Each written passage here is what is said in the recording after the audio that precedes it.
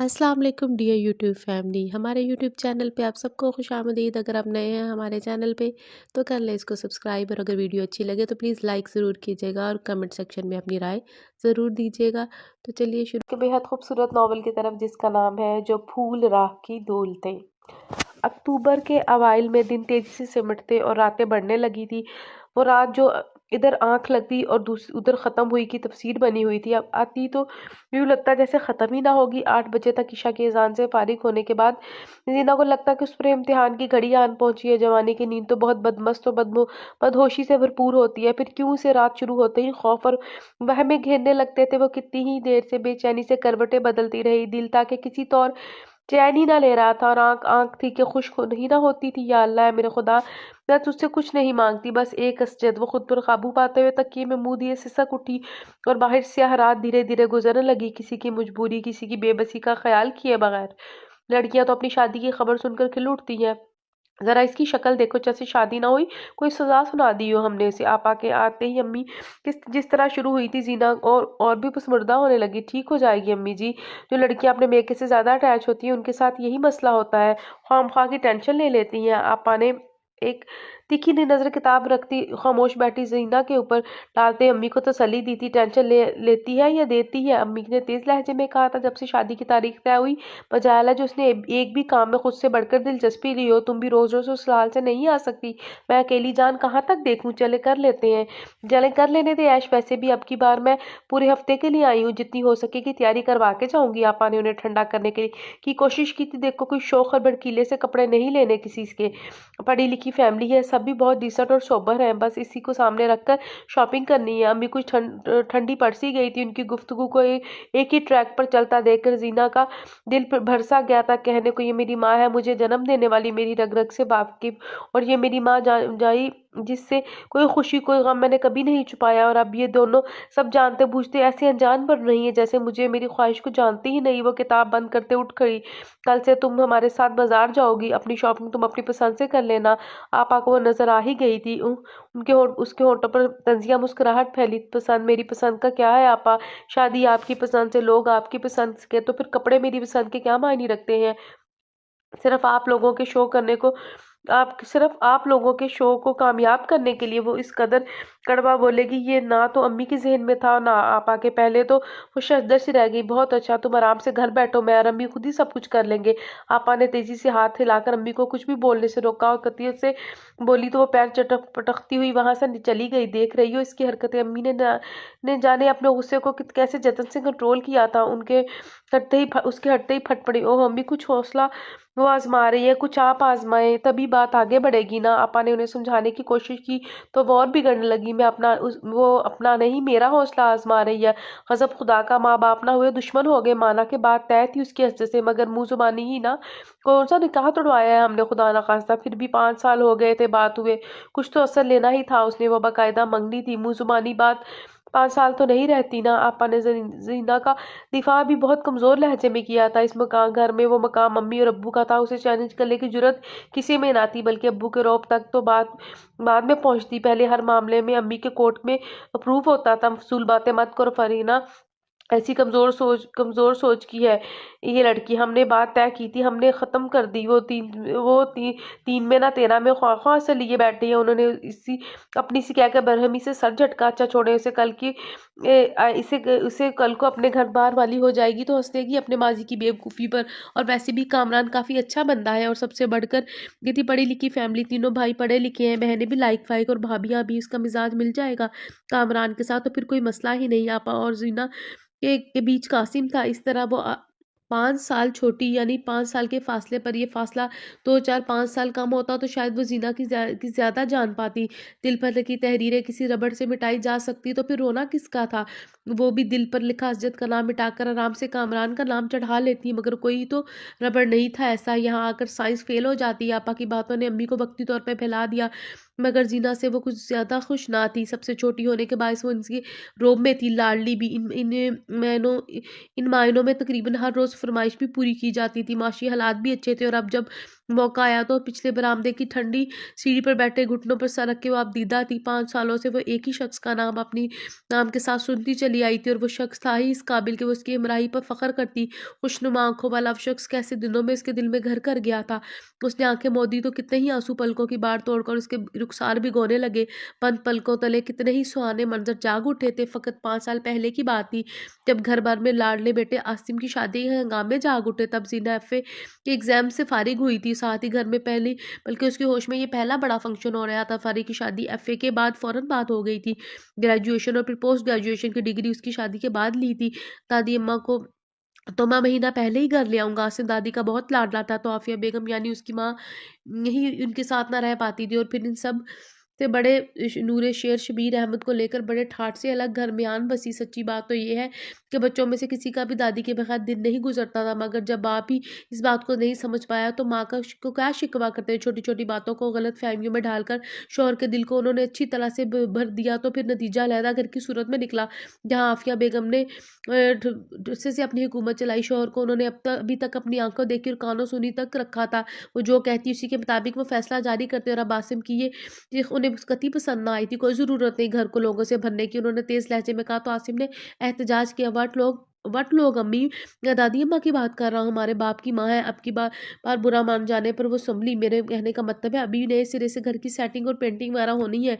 इस घर में रहकर हमने ये सब कराना है, ऐसे में उन्हें कहाँ सँभालते फिरेंगे? अच्छा लगेगा एक से दूसरे दूसरे से तीसरे कमरे में शिफ्ट करते हैं। उन्होंने बात ही ख़त्म कर दिया। पता नहीं ये मंतिक आसिम के दिल को लगी या नहीं। बहरहाल वो खामोश हो गया। उसके बाद घर की सेटिंग फिर भी तब्दील हो गई और पेंट स्टैम्पर का काम भी पार हो गया। मगर दादी अम्मा शादी से महज़ 1 हफ़्ता पहले ही आई, वो भी आसिम के पुरज़ोर इसरार पर। ज़ीना मैं सदके जाऊँ, इधर तो आ मेरी बच्ची, माशाल्लाह कितनी प्यारी लग रही है, इधर आओ नज़र उतारूँ। मैं वो मेहंदी वाले रोज़ तैयार होके आई थी, जब दादी अम्मा ने उसे पास बुलाकर बुलाए लेते हुए पता नहीं क्या कुछ पढ़कर उस पर फूँका था। कुंदन के दीदा ज़ेब काम से सजा पीच कलर का लहंगा उसके अल्लड़ रूप को 4 चाँद लगा रहा था। क्या कर रही हैं दादी अम्मा? मैंने तो अभी मेकअप भी नहीं किया।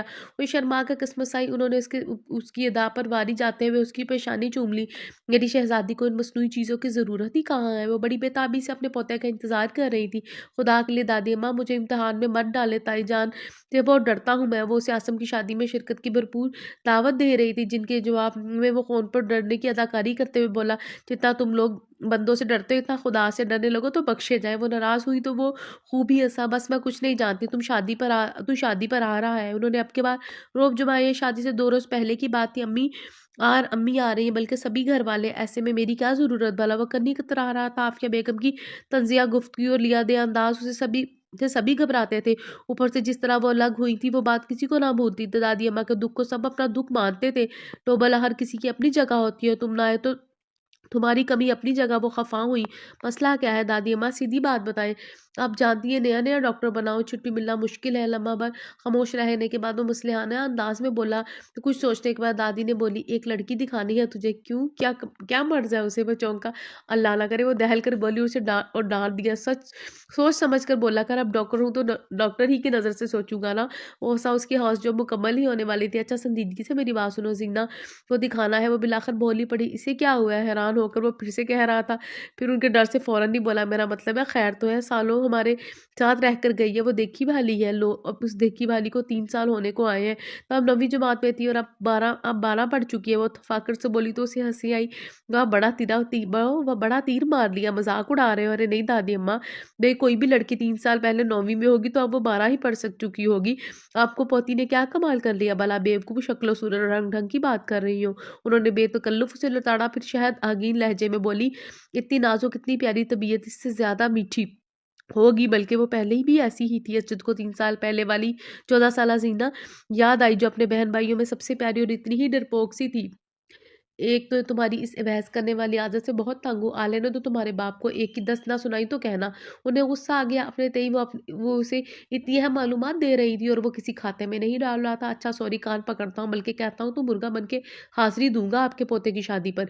वो शरारत से बोला, कोई ज़रूरत नहीं, सीधे साधे इंसानों की तरह अच्छे से कपड़े पहनकर ज़ीना को भी तुम्हें दिखाना है। इनके कहने पर वो ठिठका, ये कौन सी नई रस्म निकाली है दादी अम्मा? दादी को इतना तो मान रखोगे ना, वो तुम्हारे साथ बहुत अच्छी लगेगी। वो मासूमियत से बोली। हज़रत खामोश हो गया। शबीर क्योंकि मैं बांध कर ना रख सकी, मगर हमारी बेटी देकर हमसे बांध बन जाए तो इस बहाने कभी कभार उसकी शक्ल देख लिया करूंगी। बेटे के जिक्र पर वो आप दीदा हो गई। वो बहुत छोटी है मुझसे दादी अम्मा। उसे दरहकीकत कोई बहाना ना सूझा था। ना मेरे बच्चे, इतनी अच्छी ठान है उसकी, रंग रूप कद काठ सब तेरे साथ जचने वाला है। सज्जू वो जो ठान चुकी थी कि उनके लहजे से झलक रहा था। असद गहरी सांस भर के रह गया। वो ये भी जानता था कि दादी अम्मा के लबो लहजे का ये मान असद को उनकी हर बात मानेगा। उनकी माँ बाप का दिया हुआ था। यकीनन अम्मी और अब्बू इस बात पर राजी थे, तभी दादी अम्मा उसे ये ओपन ऑफर कर रही थी। वो खुद तो उनका फर्माबरदार था ही। ओके, अब जबकि आप मुझे फंसाने का इरादा कर चुकी है तो मैं बेचारा क्या कर सकता हूँ सवाए सरेंडर करने के। हाँ, सरेंडर है सिलेंडर।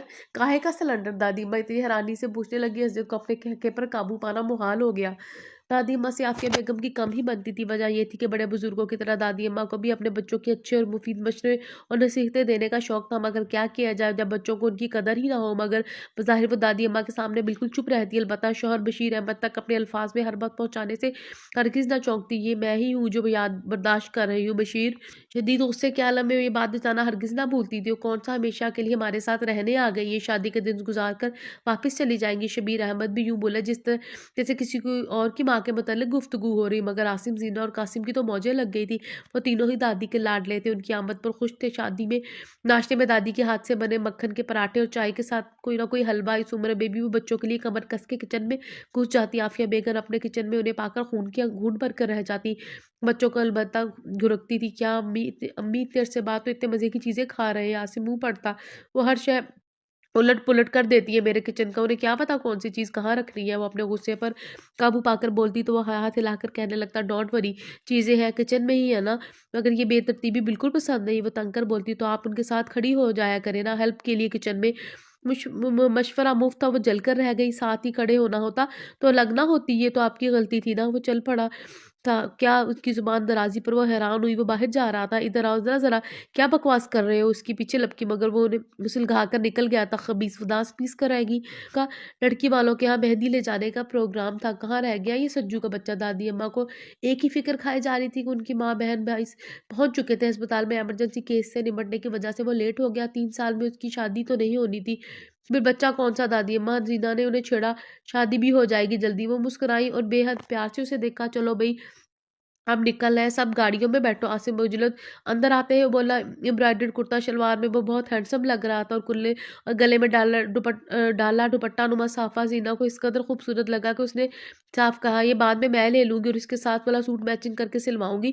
हो सकता है रूबा का भी यही ख्याल हो। वो शरारत से हंसा था। और दादी अम्मा को आसिम की गाड़ी में बिठाने गई तो आसमा बेगम ने उसे इशारा किया, इधर उधर इधर इधर इधर किधर, उधर कोई और गाड़ी देखो। मैं अभी मुझे बैठना है, जगह है ना अंदर, आप भी बैठ सकती हैं। वो ददियाल वालों के मुतल्लिक माँ की तंग नजरी और बुग़्ज़त से अच्छी तरह वाकिफ थी। नरमी से बोली तो वो दांत पीस कर उसे घूरने लगे, मैं जल्दी से वॉशरूम से हुआ हूँ। तो खिड़की में झांककर दादी अम्मा को बताती, लहंगा संभालती तेजी से अंदर की जानिब भागी। तकरीबन सभी गाड़ियों में बैठ चुके थे। वो जो खड़े थे वो सभी भी जगह देखकर बैठने की तैयारियों में थे। नौकरों को हदायत दे के आफिया बेगम बादल ख्वास्ता दादी अम्मा के साथ ही बैठ गई। मजबूरी थी, अगर आसिम इस गाड़ी में ना आता तो वो कभी इस गाड़ी में ना बैठती। चलो अभी जल्दी करो, हमें पहले निकलना है। उन्होंने आसिम से कहा, उसका दोस्त ड्राइविंग सीट पर था। सब बैठ गए गाड़ियों में। दादी अम्मा ने चौथी मर्तबा पूछा, बैठ गए अम्मा जी? आप आराम से बैठे। आफिया बेगम अंदर से चिढ़ गई थी। बदजुबानी ना करने का थैया करने के बावजूद बेजारी उनके लहजे से जाहिर थी। भाई दूर का सफर है, गुजरात पहुंचने आधा पौन घंटा तो लगेगा ही। कोई पीछे रह गया तो मुश्किल होगी। वो सही कह रही थी। आसिम ने उनकी तसल्ली के लिए खिड़की में से सर बाहर निकाल कर देखा। सब गाड़ियां चलने को तैयार थी। ओ लो, तो अपनी जैनी कहाँ है? बाथरूम गई थी। दादी अम्मा को फिर से ख्याल है, ओ अम्मा जी तो अभी तक बाथरूम में थोड़ी बैठी होगी, आगे बैठ गई होगी किसी गाड़ी में। चलो अब आसिम, तुम्हारे ससुर का बार बार फोन आ रहा है, वह देर हो रही है। जब्त करते हुए भी उन्हें गुस्सा आ ही गया। एक बार देख लूँ। आसिम मुतज़्ज़िज़ था, आप कहाँ सारी गाड़ियां चेक करोगे? लड़कियों के साथ बैठ गई होगी, बच्ची तो नहीं है, पीछे रह जाए। चलो तुम। चिढ़ गई थी, खुदा मालूम। दादी अम्मा मुतफक्कर थी और उनकी बातों पर आफिया बेगम का पारा हाई हो रहा था। वो 2-3 गाड़ियां उनके आगे निकल चुकी थी। तो नौकर सब बेवकूफ़ तो नहीं जिन्होंने दरवाजे बंद किए हैं, खुद सबको बिठाया है मैंने। आसिम ने माँ का मूड ख़राब होते देखकर अपने दोस्त को गाड़ी चलाने का इशारा किया। सब तो ठीक है, मैं फ़कत ज़ैनी की बात कर रही हूँ। दादी के दिल को न जाने कैसा वसवसा लगा था। होले से बोली तो आफिया बेगम गर्दन झटक बैठकर खिड़की से बाहर देखने लगी। पीछे लव और माथे की तेवरी उनके मूड की सारी कहानी बयान कर रही थी। वो गहरी सांस लेकर रह गई। वो दादी अम्मा के वसवसे बेजान नहीं थे। जीना वाकई घर में ही थी। वो वॉशरूम में दाखिल हुई। उधर कमरों को ताले लगाने का काम शुरू हो गया। वॉशरूम से फारिग हो वो जल्दी से ड्रेसिंग की तरफ आई और अपना गजरा उठाकर बाल समेटने लगी। अपना कैचर उठाकर बाल समेटने लगी। भाड़ में जाए फैशन, वहां जाकर खोल लूंगी खुले बालों से। उसे शदीद गर्मी महसूस हो रही थी। आने में खुद पर एक तायराना निगाह डालकर वो पलटी दरवाजे तक आई। नौ पर हाथ रखा, उसे घुमाया, मगर वो अपनी जगह से ना हिला। एक बार, दो बार, 6 बार उसका दिल खौफ से धड़क उठा। उसे ख्याल आया सभी गाड़ियों बैठने वाले थे। अम्मी अम्मी, कासिम भाई। वहशत के आलम में उसने दोनों हाथों से दरवाजा पीट डाला। हाथों में कितनी चूड़ियां टूटकर उसे जख्मी कर गई। उसे अंदाजा नहीं था अभी भी वो एक जाने से खौफ की जद में आ गई थी। वो ऊपरी कमरे में थी। मुश्किल ही टीवी लगाकर बैठी। सोना तक आवाज पहुंची। अरे नूरी, ऊपर जाकर दरवाजा बज रहा है कोई। उसने अपनी बेटी से कहा तो सीढ़ियां तक गई। हाय मैं मर जाऊं, पता नहीं कौन रह गया अंदर। उसने सीने पर हाथ रखकर फिर धड़ धड़ करती सीढ़ियां चढ़ गई। कौन है अंदर? नूरी ने दरवाजा खटखटाया तो अंदर से पागलों की तरह दरवाजा खटखटाना बंद हो गया। मर जाओ तुम नूरी, दरवाजा खोलो, वो अंदर से चिल्लाई थी। है जैनी बीबी। नूरी ने मुंह पर हाथ रखा, फिर बेचारगी से बोली, दरवाजा कैसे खोलूं जी? चाबियां तो बीबी जी साथ ले गई हैं।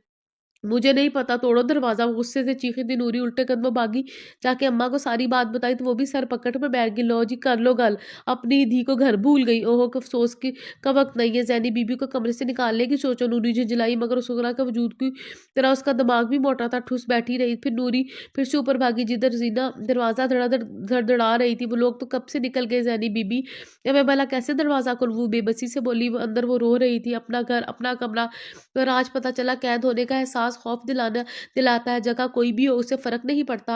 आप ऐसा करो, बालकोनी में चली जाओ, लॉन की तरफ से सीढ़ियां लगाती हूँ। बालकोनी के साथ अचानक रूही के जहर में झुबाका हुआ पुरजोश थी बोली तो डैडी का भी दिल कुछ ठहरा। जल्दी से आओ, मैं जाती हूँ वहां बालकोनी में। नूरी कलाचे भरती नीचे भागी। अम्मा, दरवाजे की घंटी बज रही है, वो तो देख लो कौन आया है। मैं सीढ़ी लगाकर बीबी को नीचे उतार लूं। नूरी ने गुस्से से माँ से कहा, जो पुरजोश अंदाज में टीवी में लगी हुई थी। इतना वक्त उठी और मुंह बनाती बरूनी गेट की तरफ गई। ब्यूटी स्टोर से फुल साइज लकड़ी की सीढ़ी तकरीबन घसीट कर लाई और लॉन में बालकनी के साथ लगा दी। जेनिया बालकनी में ही खड़ी थी, लहंगा संभालते हुए। सीढ़ी उतरना कैसा जान जोखा का काम था, ये उसे अभी पता चला था।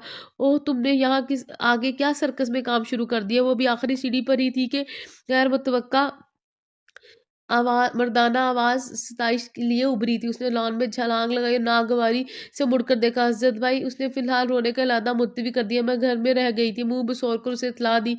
वो तो मैं भी रह गया हूँ, मगर अल्लाह का शुक्र है कैदोबंद की सोबतें बर्दाश्त नहीं करनी पड़ी। वो मुस्कुराया। अब क्या होगा? फोन करके बुलाए किसी को, वो तो आधे रास्ते तक पहुंच गए होंगे। उसे रोना आने लगा। मैं आते हुए ट्राई कर रहा था, मगर नेटवर्क बिजी था। अब शायद कॉल मिल जाए। निगाह उसकी सूजी आंखों और सुर्खोती नाक पर डाली। वो आसिम का नंबर मिलाने लगा। अरे यार, कहाँ हो तुम? हम तो निकल गए। हद होती है सुस्ती की। आसिम लाइन मिलते ही खफगी से बोला, तेजी तेजी की भी एक हद होनी चाहिए। अब ऐसी भी क्या जल्दी के दूल्हे मियाँ की बहन को पीछे ही छोड़ गए। वो हंसा था। जीना को रोना आ गया। खफकी से असजद को देखा। उसके लिए ये मजाक की बात थी। कौन? किसका कह रहे हो? आसिम चौका। जीना, शबीर अहमद। वो मजे से बोला, तब तेरे की दादी अम्मा ठीक कह रही थी। वो वॉशरूम गई तो मेरे ख्याल में सब ताले लगाकर निकल गए।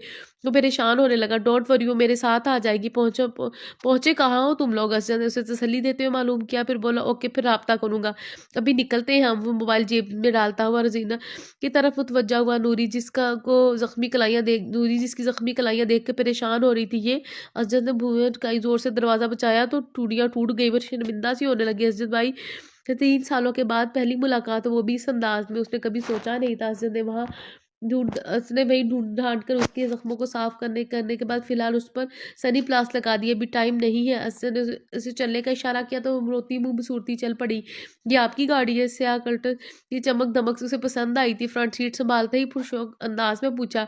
वो गंचन में चाबी घुमाते बोला, जी मैं क्या शक्ल से चोर लगता हूँ? ये मैंने कब कहा?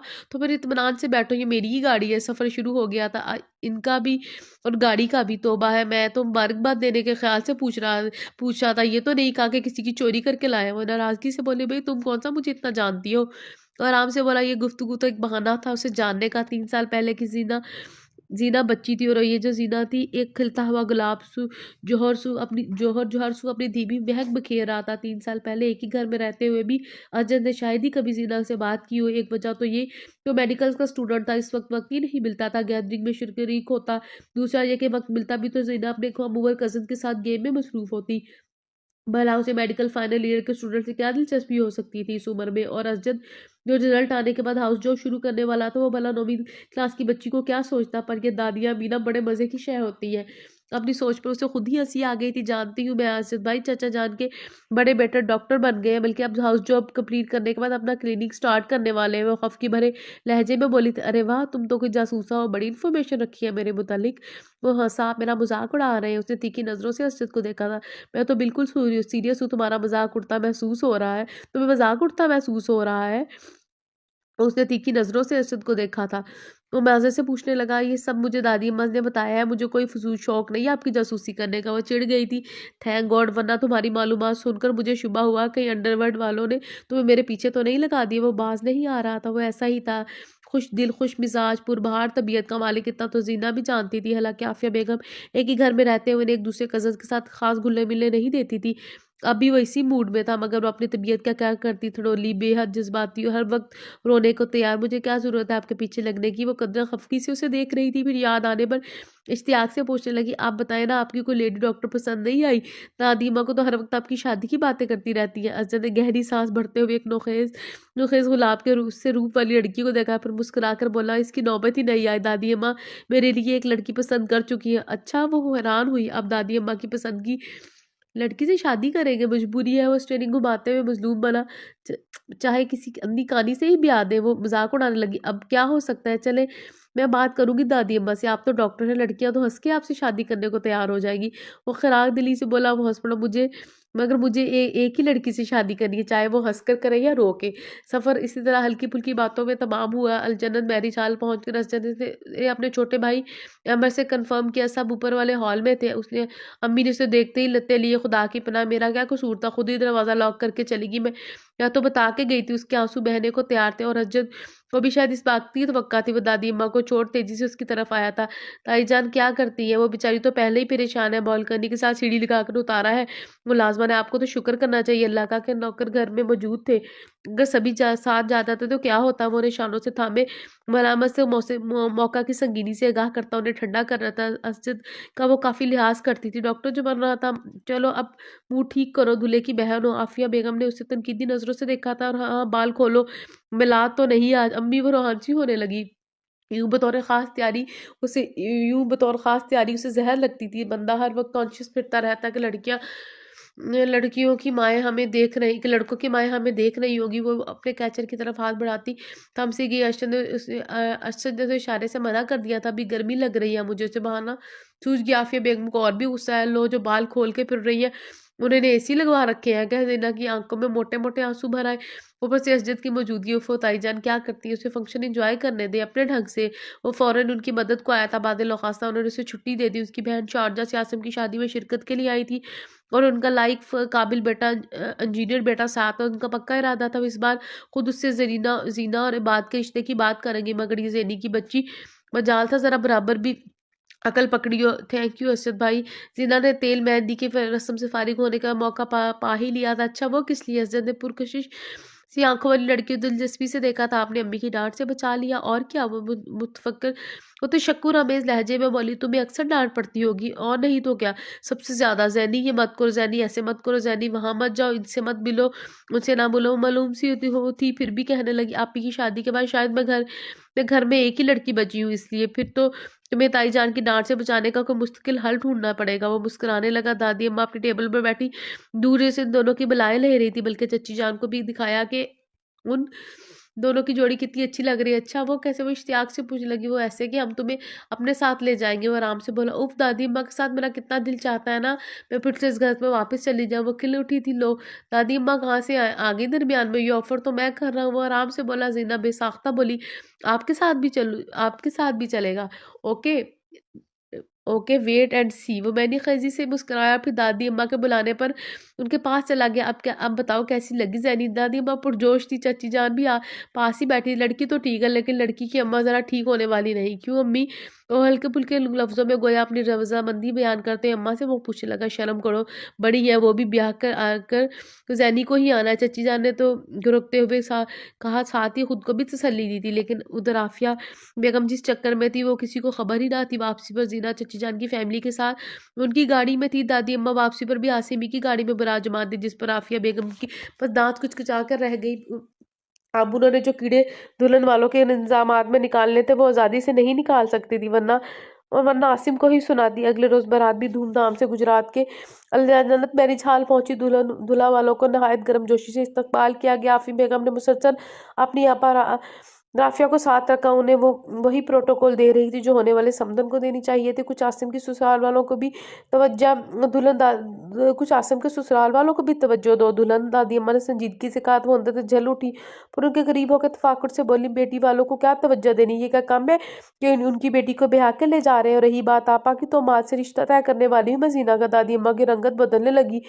जैनिकाल मगर मुझे तो तुमने नहीं बताया। दाची जान ने उनके हाथ पर अपना तसल्ली अमेज मोहब्बत भरा दबाव डाला। अभी बता तो रही हूँ, खत में तो नहीं लिख सकती थी ना। अल्लाह ने चाहा तो आपा मंगनी करके ही जाएंगी। ये बात को अगले हफ्ते छुट्टी मिल जाएगी, वो अपने मखसूस अंदाज में कहती जान छुड़ाती वहां से उठ गई। मगर दादी अम्मा के दिल को रोग लगा गई। आप परेशान ना अम्मा, हमने कौन सा रिश्ता डाल दिया था?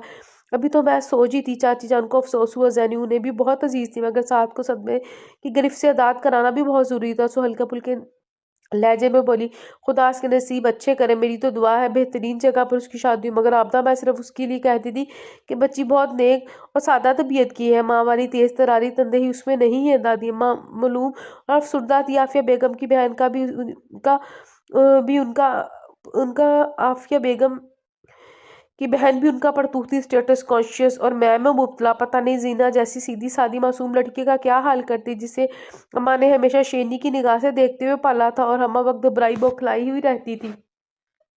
अभी ऐसे से तस्करा मत करना, बच्चे का दिल बुरा होगा, उन्होंने चाची जान से कहा। तो उन्होंने फरमा बरदारी से इस बात में सर हिलाया। आसिम ने आई शान और शौकत से रूबा को ब्याह लाया। जिंदा फारियाना ने बाकी कजन के साथ पहले घर पहुंचकर दुल्हन को खूबसूरत सा वेलकम दिया था। मुबारक हो आफिया, आज तुम बहू की सास बन गई हो। खुदा तुम दोनों को इत्तेफाक और सुकून दे और इसके घर को खुशियां नसीब करे। अपने कमरे में जाने से पहले दादी अम्मा ने आफिया को दुआ दी तो वो बल खाकर रह गई।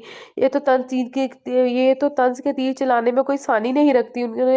उनकी आपा ने मुंह बनाया। ज़ैनब रूबा के पास घुसी बैठी थी। नई भाभी वाला शौक, एक तो खूबसूरत दुल्हन को इतने पास से देखना उसे बहुत अच्छा लग रहा था। चची जान उनके बेटे गेस्ट रूम में रिहाइश पजीर थे। उनकी वापसी वलीमा के बाद होना थी, जबकि दादी अम्मा जीना के कमरे में थी। सुन लिया तुमने अपनी दादी की सुनहरी बातें? उनके जाते ही आफिया बेगम तड़क कर आसिम से बोली। वो खुद अपने कमरे में जाने का पड़तोल रहा था। क्या क्या कहा उन्होंने? वो लाइलम था। अरे लो, सारी दुनिया ने सुना है, बस इसी ने नहीं सुना जो तानों का बायस बन रहा है।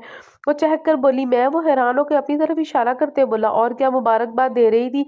सास बन गई हो, कड़वे लहजे में बताया। तो वो हंस दिया। तो क्या गलत कह रही थी? तुम नहीं समझते उनकी चालाकियों को, इनके अंदर क्या है मैं जानती हूँ। ताना दे रही थी कि अब तो तुम भी सास बन गई, अब देखना जरा क्या होता है। उन्होंने अपना अखज़ किया, मतलब बयान किया। तो आसिम दंग रह गया। क्या करती अम्मी? वो दुआएं दे रही थी। बच्चे हो तुम अभी, मुझसे पूछो जो उनकी सारी चाहतों को भुगत चुकी हूँ, वो क्या दुआएं देती हैं?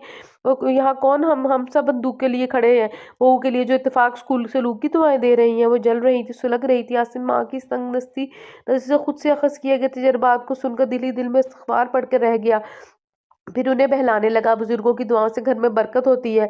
अब आप भी तो हमारे लिए दुआएं करती हैं और इसी इनकी तरह दिखावा नहीं करते, दिल ही दिल में मांगती हो खैरियो बरकत की दुआएं। वो तंग कर बोली, अच्छा चले ठीक है, बहुत टाइम हो गया, रेस्ट करें, आप भी थक गई होंगी। कलाई पर बदी घड़ी पर एक नज़र डाल के उसने बात समेटी तो उन्होंने बेटे को गहरी नज़र से देखा। हालांकि वो कितनी देर से उनकी बेसरो सरापा सुने जा रहा था, मगर अब अपने कमरे में जाने की जल्दी हुई तो उन्हें बहुत महसूस हुआ। हाँ, अपनी दादी के खिलाफ तुम क्यों कुछ सुनने लगे? माँ ही गलत है तुम्हारी। ये कब कहा मैंने? चले, अगर इनकी कोई बात आपको ठीक नहीं लगती तो आप गुस्सा थोक दे, 2-4 रोज में वो चली जाएंगी।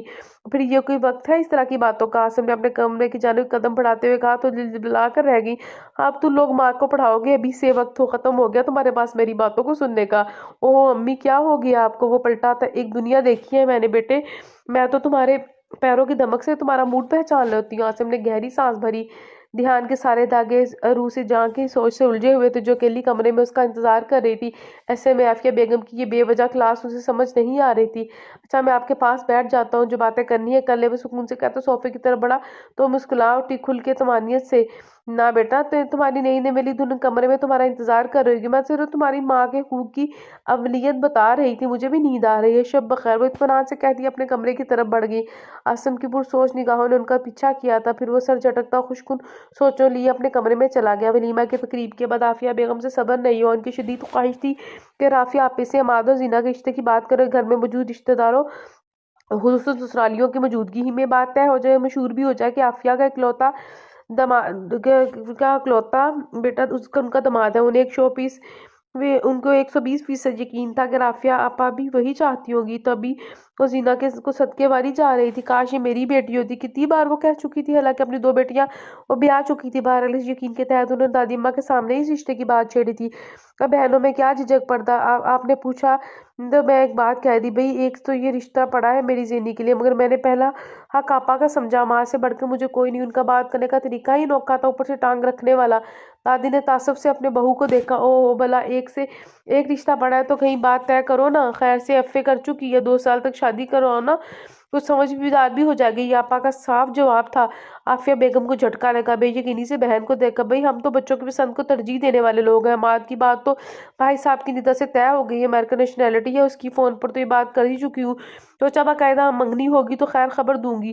खैर जैनी के लिए कौन सा रिश्ता आया है, इतनी प्यारी बच्ची है माशाल्लाह। अगर आफिया बेगम को दामाद इंजीनियर का लालच था तो इनकी बहन को भी अमेरिकन नेशनैलिटी होल्डर बहू के ख्वाब देख रही थी। अब अगर अकेले में ये मुंह तोड़ अंकार हुआ होता तो बर्दाश्त कर लाती, मगर अम्मा जान के सामने आफिया की शर्मिंदगी की कोई हद ना थी। और आपा की जीना से मोहब्बत का पोल तो खुल ही चुका था। अब भी इतने मीठे लहजे में पूछ रही थी, गोया तमस्खर उड़ा रही हो। कौन सा एक से एक रिश्ता मौजूद है। उनकी पेशानी चमक उठी। रिश्ते तो सभी बहुत अच्छे हैं बेटा, मगर आफिया का दिल तो एक ही। यार अपनी आपा से पूछ लूँ आजकल जो वो शिकायत ना करे, वरना आपदा इसीलिए रुकी है यहाँ के। आफिया हाँ करे तो वो जीना को अज्जत के नाम की अंगूठी पहना कर ही जाए। दादी अम्मा की बात ही धमाका। आफिया बेगम सुन रहेगी। अच्छा, आपकी छोटी बहू क्या करता है, सरकारी नौकरी या प्राइवेट? वो सरसरी से अंदाज में पूछ रही थी। माशाल्लाह से डॉक्टर है, अब तो अपना क्लिनिक भी बना लिया है उसने। कुछ अरसे तक मजीद पढ़ाई के लिए अमेरिका भी जाएगा, फिर आगे इंशाल्लाह अस्पताल बनाएगा मरीजों के मुफ्त इलाज के लिए। वो सादगी से बता रही थी। माशाल्लाह माशाल्लाह। आफिया बेगम को शर्म आ गई थी। उधर आफिया बेगम को दिल को भी सुकून मिला। दादी अम्मा ने मौका पर इज्जत रखी और ये हजरत इतना काबिल डॉक्टर बन चुके, अपना क्लिनिक भी बना लिया। चलो फिलहाल तो गुजरे बाद की बाद में देखी जाएगी। वहाँ एक ही घर में रहने के बावजूद उन्होंने ना तो आपदा को ना ही उनके बच्चों को कभी किसी गिनती में शुमार किया था। उन्हें तो ये पता था कि असजद डॉक्टरी पढ़ रहा है, मगर उनकी कामयाबियों का शुमार नहीं रखा था। मगर वो जिस बात को वक्ती तौर पर समझ रही थी, उनको खोल कर दादी अम्मा और आपदा ने जीना के सर पर चादर बना दिया। शबीर अहमद से बात करके उन्होंने आफिया की तरफ देखा। वो कभी ससुराली रिश्तेदारों को मुंह ना लगाती, मगर डॉक्टर दामाद ने बहुत कुछ बुलाने पर मजबूर कर दिया। फिर जीना भी किस खाते में थी, महज एफए। दादी की लाडली दादी ही के पास जाएगी तो सुखी रहेगी, उन्होंने सोचा। और फिर जो कुछ उनकी बहन ने कर दिखाया था, बड़ी धूमधाम से शादी होगी मेरी बेटी की, उन्होंने जताया था। अभी फिलहाल सबके सामने बात ही तय हुई थी। आपा से उसका दिल उचाट हो गया था। जीना तक खबर पहुंची तो वो दम बखुद रहेगी। तो ये वजह थी इस सवाल के पीछे, उसे ख्याल है, मगर कुछ खास फीलिंग्स नहीं हुई। वो भी उससे पूरे 10 साल बड़ा था और उसने पहले कभी इस जिद के बारे में इस दहेज पर नहीं सोचा था।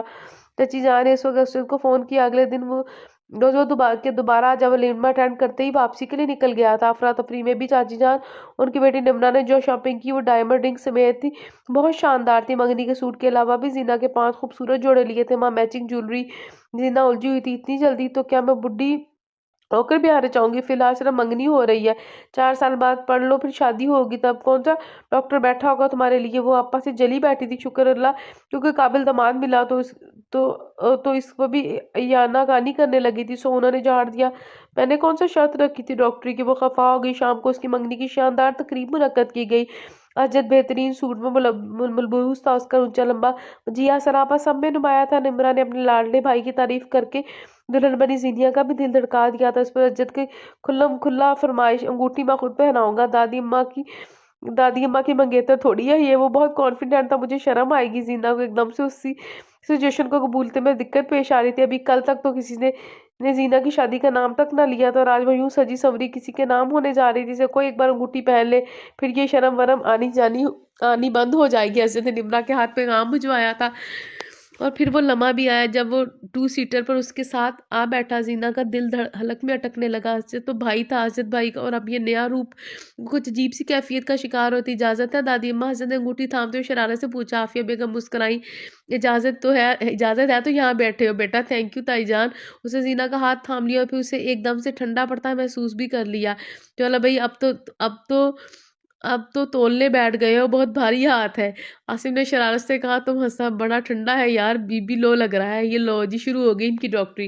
भाई साहब, ये आपकी ससुराल है, अस्पताल नहीं। अजद से छोटे अहमद ने उसकी तवज्जो दिलाई। वो जर्नी के आखिरी साल में था। उधर जीना का दिल बहुत सहज सहज के धड़क रहा था। अपने सर्द पड़ते हाथ पर भी उसके मजबूत हाथ की गर्मी उसे अच्छी तरह महसूस हो रही थी। चलो जी, क्या याद करेंगे जीना बीबी, आज तक तो डॉक्टर फीस ही लेते आए थे। उसने शोखी से कहते अंगूठी भी जीना की पकड़ती उंगली में डाल दी। नजीना ने फौरन ही हाथ खींचा। सब भी हंसने लगे थे। इसे इसे भी सिर्फ हीरे की अंगूठी का इंतजार था। कासिम ने कहा तो जीना को हंसी भी आई और गुस्सा भी। खैर, कासिम से वो अच्छी खासी निबट लेती थी। फोटो सेशन, मूवी मेकिंग, एक लंबा सेशन था, मगर सब बहुत इंजॉय कर रहे थे। इस तरफ से अंगूठी पहनाने की बारी और शमीर अहमद को आगे किया गया। आप क्यों ज़हमत कर रहे थे अब्बा, मैं ज़ैनी ही से पहन लूँगा। असद ने बड़ी हमदर्दी दिखाई थी। उन्होंने हंसते हुए रबिया नफीना पकड़ा दी। मैं नहीं, वो मिनमलाई। खबरदार। असद उसकी तरफ मुतवज्जा। वो तिलमिलाई। ये अच्छा रोब है, अभी से अपनी मनमानियाँ। चलो अभी ज़ैनी अंगूठी पहना दो। रूबा ने कहा तो वो अंगूठी हाथ में लिए मुंतज़िर होगी। वो हाथ आगे करा। क्या सोच रहे हो यार, बल्कि अभी तो सोचने का वक्त निकल चुका है। हासिन में से याद नहीं कर। असद ने मुस्कुराते हुए हाथ आगे किया तो जीना ने बगैर देखे अंगूठी पहनाने की कोशिश की, मगर अंगूठी आगे जाने से इनकारी थी। ये छोटी है, वो हार गई। ये छोटी नहीं, अंगूठा बहुत बड़ा है। निर्मला की बर्जस्तगी पर कहका पड़ा तो वो ये देखकर शर्मिंदा हुई कि बिना देखे अंगूठी में रिंग डालने की कोशिश कर रही थी। तब उसने बहुत एहतियात से असद की उंगली में अंगूठी डाल दी। Thank you. वो मुस्कुरा रहा था। निगाह जीना पर थी। जीना ने एक नज़र उसे देखा। वही अपनायत के सारे रंग थे। जीना को लगा वो असद के साथ खुश रहेगी। आज उसकी वापसी थी। जीना फारिग हो बेडशीट बिछाकर फारिग हो रही थी जब निमरा ने दरवाज़ा खोलकर अंदर झांका। हाँ हाँ, आ जाओ। वो तकिए सेट करते हुए वो खुशगवारी से बोली। निमरा उसकी हम उम्र थी और उसकी दोस्त भी बहुत थी। अस्सलाम वालेकुम। गैर मुतवक्का आवाज़। वो उछल पड़ी। वहाँ निमरा की जगह उसके भाई साहब मौजूद थे। इधर उधर निगाह दौड़ाई, कमरे का जायजा लेते हुए। ओह, वो निमरा, वो सीना हिकलाई। पहली लड़की देखी है जो मंगेतर की बजाय नंद का इंतजार कर रही थी। अब मुकम्मल तौर पर उसकी तरफ मुतवज्जा था। उसे टूट कर शर्म आई थी। अब बताओ, खुश हो मंगनी से? वो उसके सामने खड़ा था। पता नहीं, जीना को अपनी टांगों की लर्जिश अच्छी तरह महसूस हुई थी। यानी कि ना खुश हो? मुझसे किसी ने पूछा ही नहीं। वो सादगी से बोली। अच्छा तो अब पूछ लेते हैं। उसकी साफगोई से महफूज होते हुए बोला। जीना, असद से शादी करोगी? वो पूछ रहा था। नहीं, वो अख्तियार उसने कहा। तो फिर उसके तासुरात देख के वजाहतन बोली। अभी मंगनी ही ठीक है, मुझे पढ़ना है। थैंक गॉड, डरा दिया तुमने। वो हंसा था। और अब वो नहीं, कहीं भी नहीं, ना इस मुल्क में, ना ही जीना की जिंदगी में। और अब वो नहीं था, कहीं भी नहीं, ना इस मुल्क में, ना ही जीना की जिंदगी में। वो अपने कमरे बंद अंधेरा की असद की याद में रो रही थी। उसके दिल में बसने वाला, उसकी धड़कनों को नए अंदाज सिखाने वाला पहला शख्स जिसे उससे जुदा कर दिया गया था। कल तुम्हारी सास और नंद आ रही है, वलीमा का लहंगा खरीदना है, तुम्हें साथ ले जाने का कह रही है। अम्मी ने उसे बताया तो वो साकत रह गई। तो दायमी जुदाई असजद। वो खाना छोड़ के उठ बैठी। जैनी आफिया बेगम पीछे से बगाना मगर वो आस में ही कहाँ थी। ऊपर टेरेस की सीढ़ियों पर आ बैठी। वो बेबस हो सकती थी हालात के सामने। यूं ही छोड़ दिया उस देता तो मेरा दिल इसने जज्बे क्यों जगाए? अगर यूं ही छोड़ देना था तो मेरे दिल में नए जज्बे क्यों जगाए थे असजद? मैं तो कोरा कागज थी, इस पर अपनी मोहब्बतों की दास्तान लिखकर अब बेहिस बने तमाशा देख रहे हो। आ क्यों नहीं जाते मुझे सबसे छीनने के लिए? उसे रोना आ रहा था। उसे साल भर पहले के दिन याद आए जब ग्रेजुएशन के बाद चची जान के वो बेहद इसरार पर उसके यहाँ वो 2 हफ्तों के लिए रहने गई थी। वो सुनहरे दिन उसकी आंखों में रोशनी सी भर गई। उधर आसिम की शादी के घर में रूबा की शक्ल में गोया एक रौनक आ गई। हंसती मुस्कुराती हर पल चहकती रूबा, जहाँ आसिम की चहेती बीबी बनी भाई जीना और कासिम की दोस्त नुमा भाभी कविता भरी में उस घर की ऐसी मकीन बनी जो गोया सालों से यही रहती थी। असल मसला तब शुरू हुआ जब रूबा ने किचन में पाँव रखा। अम्मी, आज मैं पकाऊं? हांडी में प्याज लाल करती आफिया ने बड़ी चाहत से कहा तो पहले हैरान हो फिर सफा नहीं, ये मैं देख लूंगी, कोई बात नहीं, मैं भी तो फारिग हूँ। वही बहुओं वाला घरदारी का नया ना शौक, घर वालों को अच्छा खिलाकर दाद पाने वाला मासूम सा शौक। फारिग वक्त गुजारने के और भी तरीके हैं, जाकर टीवी देख लो, बड़ी मसरूफ ज़ाहिर करती हुई बोली थी। और रूबा समझ ना पाई। वो किचन में अपने वो इजारादारी चाहती थी। वो तो दादी अम्मा को किचन में बर्दाश्त ना करती थी। कुजा ये कल की छोकरी उसे तो रोज़े अव्वल से ही उसकी हद में रखना चाहती थी और फिर रोज़ाना यही होने लगा। सबके लिए नाश्ते तक वो खुद बनाती थी। मासूम, आयासम और रूबा के उसे अपना और आसिम का नाश्ता बनवाने की आदत थी। इसके अलावा चाय, बर्तन धोने मासी उसके सर पर खड़ी होकर सफाई करवाए और कपड़े धुलवाए। वो आफ़िया बेगम का दर्द सर ना था। उन्होंने अभी तक रूबा को हांडी पकाने की वजह से नहीं बताई थी। वो और हम दोनों को ज़्यादा से ज़्यादा करीब होने का मौका देना चाहती है। जान आसिम को अपनी उलझन बताती तो उसे बाहों के घेरे में लेते हुए बोला, बड़ी दूर की कड़ी लाए हैं जनाब। वो हंसी हंसी थी, शुक्र करो इतनी अच्छी सांस मिली है, वरना बहू को ताने होते हैं कि सब काम हमारे माशरे में वही करती है, उसे चूल्हे के आगे मुस्तकिल खड़ा कर दो। आसिम ने बात को सरसरी अंदाज में लिया था। आज तक किचन आफिया बेगम ने ही संभाला हुआ था। सो रूबा का यह मसला घर में ही तो शायद किसी को समझ ना आया, मगर जो भी कुछ पकाती है वो चाहती हूँ घर वालों के लिए, आपके लिए। मेरा दिल चाहता है कि आपके लिए मेरे आप भी मेरे हाथ का खाना खाएं। सच्ची मैं बहुत अच्छा खाना पकाती है। वो उलझी उलझी सी थी। आसिम मुस्कुरा दिया, अच्छा चलो ठीक है, मम्मी से कह दूंगा कल से खाना तुम बनाओगी। मम्मी नाराज तो नहीं होगी? उसे खदशा लाग हुआ। कम ऑन यार, वो भला क्यों खफा होगी? नहीं नहीं बहू, इसके लिए तुम्हारे नाज नखरे उठवा रही है। आसिम ने उसे समझाया तो वो शाने झटक कर रह गई। किचन का इतना ख्याल है, शोहर की कोई परवाह नहीं जो तुम्हारी एक नज़र को तरस रहा है। उसने अंदाज बदला। कमरे में अरोबा की खिलखिलाहटें गूंज उठी थी। ऑफिस के लिए निकलते से पहले आसिम किचन में आया, जहाँ आफिया बेगम फ्रिज में मौजूद सब्जियों का जायजा ले रही थी। क्या बात है, कुछ चाहिए? उन्होंने उसकी मौजूदगी को महसूस कर पलट कर देखा और पूछा, नहीं खुदा हाफिज कहने आया था। वो मुस्कुराया, अच्छा ध्यान से जाना, खुदा हाफिज। उन्होंने अल्लाह की ईमान में सौंपते हुए अपना मशगला जारी रखा। क्या पकने वाला है? वो जैसे बरसबील तस्करा करते हुए बोला, गोश्त का एक पैकेट रखा है, उसके लिए सब्जी देख रही हूँ। क्या ख्याल है, गोभी डाल दूं या मटर?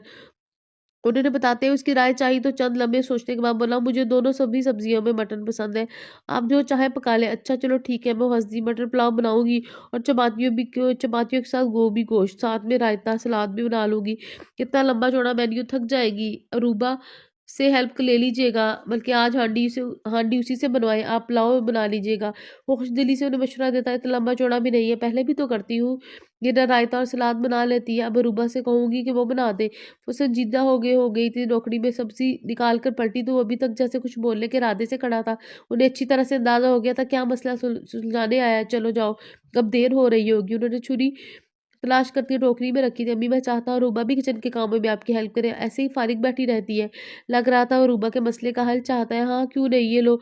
उससे बोलो सब्जी बना दे, फिर आगे बर्तन धो ले, मैं इतनी देर में गोश्त चढ़ा लेती। उन्होंने सब्जी की टोकरी से थमाई और रवादारी से बोली तो आसिम मजीद बहस किए बगैर रूबा को टोपी उठवाकर ऑफिस के लिए निकल गया। फिर यह मसला दिन ब दिन रोज पकड़ने लगा। आफिया किस दौर रूबा को हांडी की तरफ आने नहीं देती, तो तुम सब्जी बना लो, बर्तन धो लो, सलाद बना लो, रायता बना लो।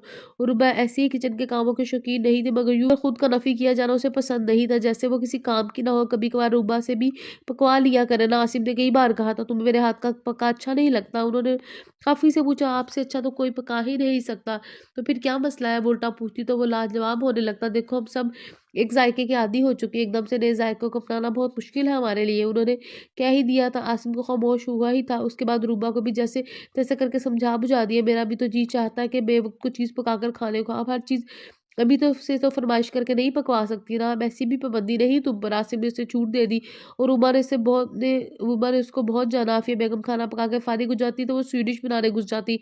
कभी जर्दा, कभी हलवा, कभी गाजर की खीर, ऐसी चीज़ें भी बहुत सारी चीज़ें सब शौक से खाते। मासूम आफिया बेगम के भगले की रंगत देखकर उसे रिजेक्ट करती।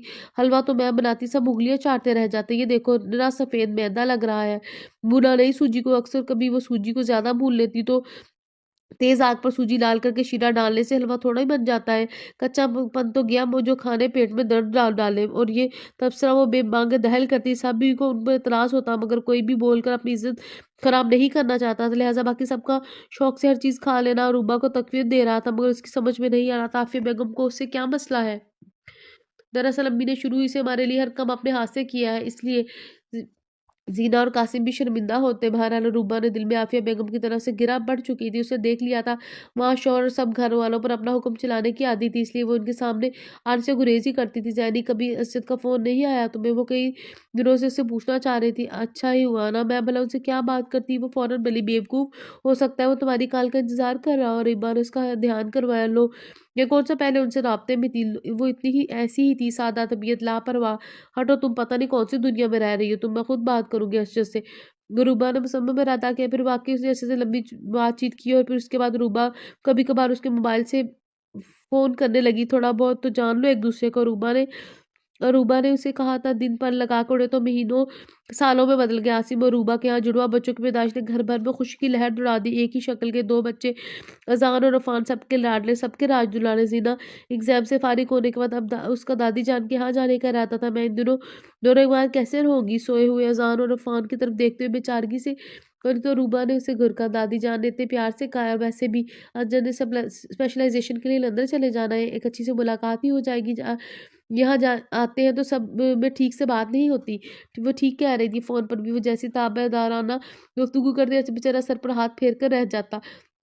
कासिम खुद उसे पिंडी छोड़कर आया था। निम्रा और अहमद ने उसे देखकर बहुत खुशी का इजहार किया। वो दादी जान से लिपट गई और चाची वो तो ऐसे ही बहुत अजीज हो गई थी। सबका ढेरों प्यार वसूल करने के बाद वो निम्रा के साथ कमरे में आ गई। थोड़ा आराम कर लो, फिर खूब गप्पे लगाएंगे। वो तुम्हारे आमद वैसे भी भाई के लिए सरप्राइज है, निम्रा ने मजे से बोली थी। मैंने उन्हें बताया नहीं, मैंने ने ये नहीं बताया उन्हें। किसी अलोही एहसास के तहत उसकी रंगत लाल हुई थी तो वो फोन पर ही इसकी आवाज़ सुनकर तंग हो जाती थी। अब यूं आमने सामने जाने क्या हाल होगा। मैं लेटूंगी नहीं, बस फ्रेश होकर आ रही हूँ।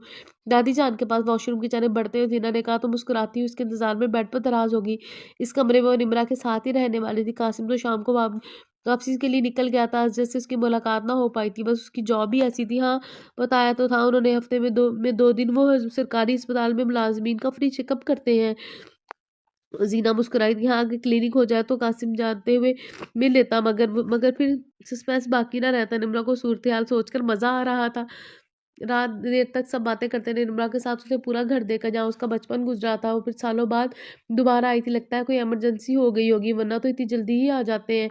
निम्रा ने उसे बताया था, मेरे ख्याल में उन्हें फ़ोन कर देना चाहिए। अहमद ने मशवरा है, तुम अपना ख्याल अपने पास रखो, सरप्राइज भी कोई शय होता है। निम्रा ने उसका ख्याल मुस्तरद कर दिया था। चलो भाई, चलो बच्चू जी जगो और फिर लेट गेट खोलती रहना, मैं तो चला सोने। वो बेदीद बन गया, ये क्या वो गया, लो आज भी गेट मैं ही खोलूं भला। निम्रा हंसी थी तो जीना ने उसे सवालियों ने देखा। तुम वो इत्मीनान से नहीं, वो घबरा गई। ऐसी अचानक मैं उनसे नहीं मिल सकती, तो आराम से मिल लेना, इतनी जल्दी काहे किया। निम्रा की बात पर उसने उसे खूब हंसाया था। वो खिसिया कर रही, मेरा मतलब मैं अब सुबह हेलो हाय कर लूंगी उनसे।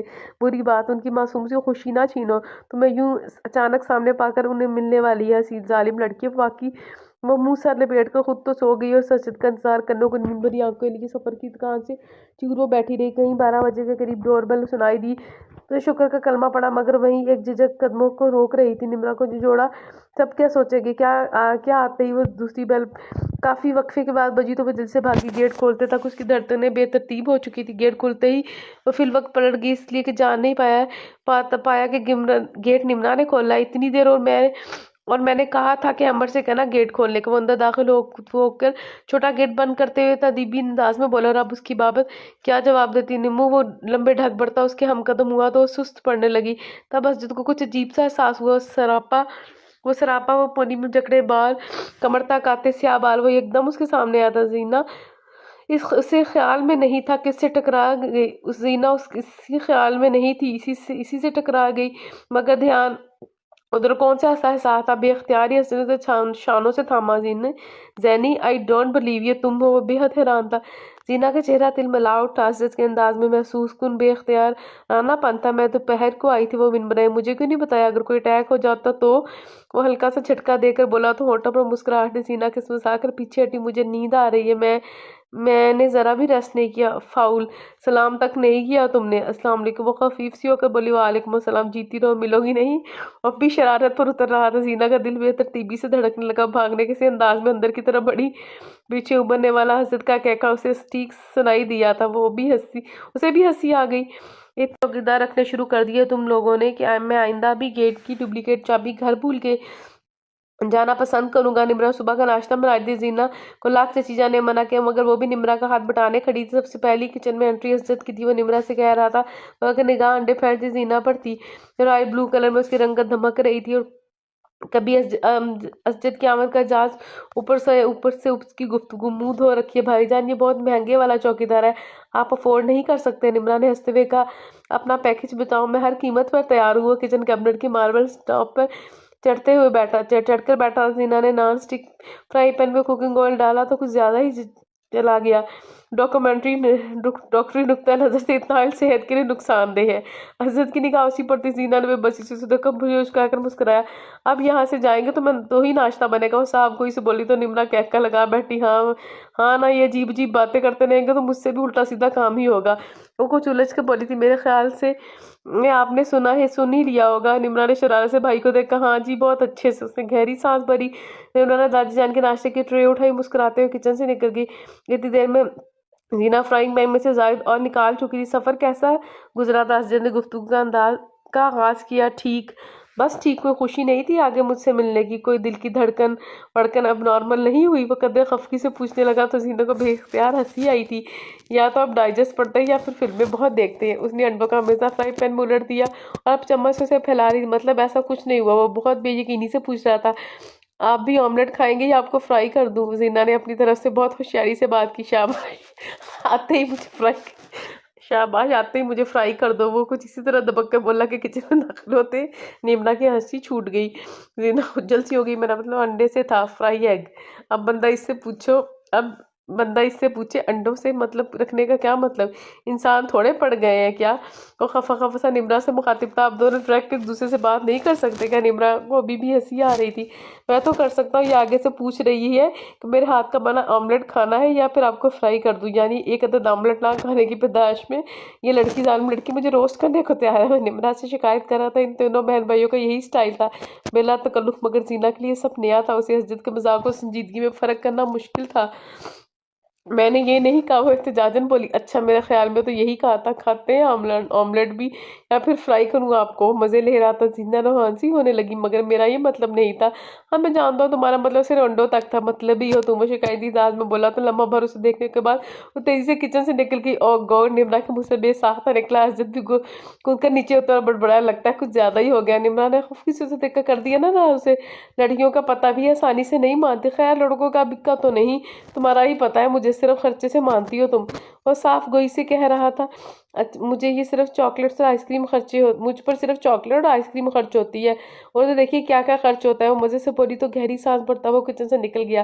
जीना दादी जान के कमरे में फिर मिली। इसे देख के यूँ जाहिर किया जैसे देखा है ना। दादी जान, आपने नाश्ता कर लिया? उनके नाश्ते की ट्रे में रखा खाली बर्तनों का जायजा लेते हुए पूछने लगा। हाँ मेरे जान, फजर की जागी हुई थी तो सुबह होते नाश्ते की तलब होने लगी। वो बोली, खुशकिस्मत है आप, किसी ने आपको नाश्ता करवा दिया। वो गहरी सांस भरता उनके बिस्तर पर टिक गया। उनकी बाएं तरफ जीना जी उनके तस्बीह के दाने गिनती। मगर क्या मतलब, तुमने नाश्ता नहीं किया अभी तक? वो चौंकी। मसला है ना ज़रा सा। अकेली निमरा क्या क्या देखेगी बेचारी। कभी तो टोस्ट सेक रही है, कभी अंडे या कभी पराठे। सबके फारिग होते ही मेरी बारी आएगी। आज तो वैसे भी छुट्टी का दिन है। और ये मासूमियत से कह रहा था। जीना कॉन्शियस ही हो बैठी थी। साफ उस पर चोरी का इल्ज़ाम लगाया जा रहा था। निमरा नमो कह रही थी जीना ने मिलकर नाश्ता बनाया उसके साथ। दादी जान बाखबर थी, मेरा तो नहीं बनाया, जिसका बनाया उसे पता हो। वो फौरन मुकर गया। क्यों ज़ैनी, ठीक कह रहा है? दादी जान ने पूछा तो थक कर उसने तस्वीर रख दी। मैं तो बना रही थी मगर इनका शायद नाश्ते का मूड नहीं था, तंग करके मुझे किचन से ही निकाल दिया। साफ गोई की हत्ती। हजरत ने मुस्कुराहट दो मगर वो देख चुकी थी। खफकी से मुंह फेरा। बुरी बात है हजरत, मेहमान को तंग करने से गुनाह मिलता है। दादी जान मुस्कुराई। प्यारी दादा जान, मैं ऐसे मेहमान कब समझता कि मकीने हरीम दिलो जहाँ है ये तो। वो बड़ी रवानी से बोला। दादी जान इतनी शशद उर्दू पलटकी जबकि जीना की रंगत पल भर में लाल पीली पड़ी। चलो जो भी है, अब दोस्ती करो, खबरदार जो आइंदा कभी से तंग किया तो। दादी जान ने मामला निपटाना चाहा। बस शौक असद गोया तैयार ही बैठा था। फौरन दाना हाथ आगे बढ़ाया। दोस्ती? मगर जीना सिटपटा गई। देख लें, आपकी पोती में इतनी अकड़ है, अल्लाह ने शक्ल थोड़ी सी अच्छी दे दी है, शायद इसी वजह से ग़रूर है। वो शिकायतन कह रहा था तो क्या वह हाथ बढ़ाने की हिम्मत करती भी तो कैसे? ना मेरी बेटी बहुत नेक सीरत है, सादा तबीयत वाले, ग़ुरूर और तफक्कुर से पाक। दादी जान तो वैसे ही बहुत प्यारी। दादी जान को तो वो वैसे ही बहुत प्यारी थी। फ़ौरन उसका फिल बदीद कसीदा पड़ा तो उसने मायूसी से अपना बढ़ाया हुआ हाथ हिलाया। अच्छा, मेरा तजर्बा तो कुछ और ही कहता है। उसकी शक्ल देखकर जीना का जी चाहा हाथ मिला ले, मगर उसकी जुबान जो फुलझड़ियाँ छोड़ रही थी उससे कुछ बाइद ना थी कि क्या कह डालता है। अजय ने हाथ खींचा और उठ खड़ा हुआ, उधार रहा एक नजर से देखते हुए नाश्ता करने का कहकर कमरे से निकला तो जीना को अफसोस हुआ। जल्दी से तैयार हो जाओ, भाईजान बाहर ले कर जा रहे हैं। निम्रा शाम को बड़ी पुरजोश सी अंदाज में कमरे में दाखिल, खैरियत लंदन ले जा रहे हैं या पेरिस? वो नरगिस की सफात पलटती ठटकी, ओहो भाईजान का कहीं तफरीह के लिए ले जाना लंदन पेरिस जाने के बराबर ही समझो डियर। महीनों बाद हाथ आते हैं, आज तो सिर्फ तुम्हारे तो फैन। वो अलमारी में सर घुसाए खुश दिली से कह रही थी। जीना का दिल बहुत रंग से धड़का, टच पर परे रख दिया, तकिया ठीक करके लेट गई। निम्रा अपने कपड़े निकाल कर पलटी तो यूं इत्मीनान से लेटे देकर हैरान हुई, क्या हुआ, उठो ना, आज दोपहर में नहीं लेटी, अभी बहुत जोरों की नींद आ रही। वो जी जानकर कसलमंदी से बोली, कम ऑन जैनी, पैदल नहीं जाना, गाड़ी पर जा रहे हैं। निम्रा ने उसे पुचकारा, मूड नहीं हो रहा। वो करोड़ बदल गई तो उसने हर बात माया, भाईजान को अफवाह करोगी? जना के लोगों पर हल्की सी मुस्कुराहट है, मेरे जाने ना जाने से क्या फर्क पड़ता है, तुम जाओ ना, साथ अहमद को भी ले जाओ, वो भी जा रहा है, बल्कि सिर्फ हम चारों ही जा रहे हैं, जा रहे नहीं बल्कि जा रहे थे नहीं बल्कि जा रहे हैं। जाओ तैयार हो जाओ। जीना ने उसे तसल्ली दी तो वो जलकर बोली, लग तो नहीं रहा कि तुम प्रोग्राम खराब करवाओगी, उठो जल्दी से। ना मेरे हाथ में दर्द हो रहा है, मतलब मेरे सर में दर्द है। उसे अटकते हुए बहाना बनाया तो निम्रा शाने उचकाती कपड़े तब्दील करने वॉशरूम में चले गई। तुम देखना अभी पता चल जाएगा भाईजान को, तुम्हें भी घर ही छोड़ जाएंगे, बहुत पुटोगी तुम हमसे। निम्रा उसे डरा रही थी, अब इतनी भी अहम नहीं हूँ तुम्हारे भाईजान के लिए कि मेरे लिए वो अपना मूड और अपनी तफरीह बर्बाद कर दे। या बालों का एहतियात से काचर में समेटती वो मगन सी थी, दरवाजा खोलकर अंदर आते हजरत को देख ही नहीं पाई। चलो भाई, अभी तुम्हारी तैयारी ही खत्म नहीं हुई, रात पड़ने वाली है भाईजान, ये जैनी नहीं चाह रही। निम्रा ने पोल खोल दिया, तुम तैयार होना, चल के गाड़ी में बैठो। और सरसरी अंदाज में निम्रा से बोला तो उसने मुंह लटकाया और जैनी उसके हाथ में ये शायद सर में दर्द है, तुम्हारे तो नहीं है ना, चलो तुम्हें फौरन निकलना है। वो कहता दरवाजे की तरफ बढ़ा तो निम्रा को भी भागना पड़ा। जीना का दिल मायूसी से भर गया। लो जी, ये है मंगेतर साहब, कौन सा दिल और कहाँ की दिलदारियां।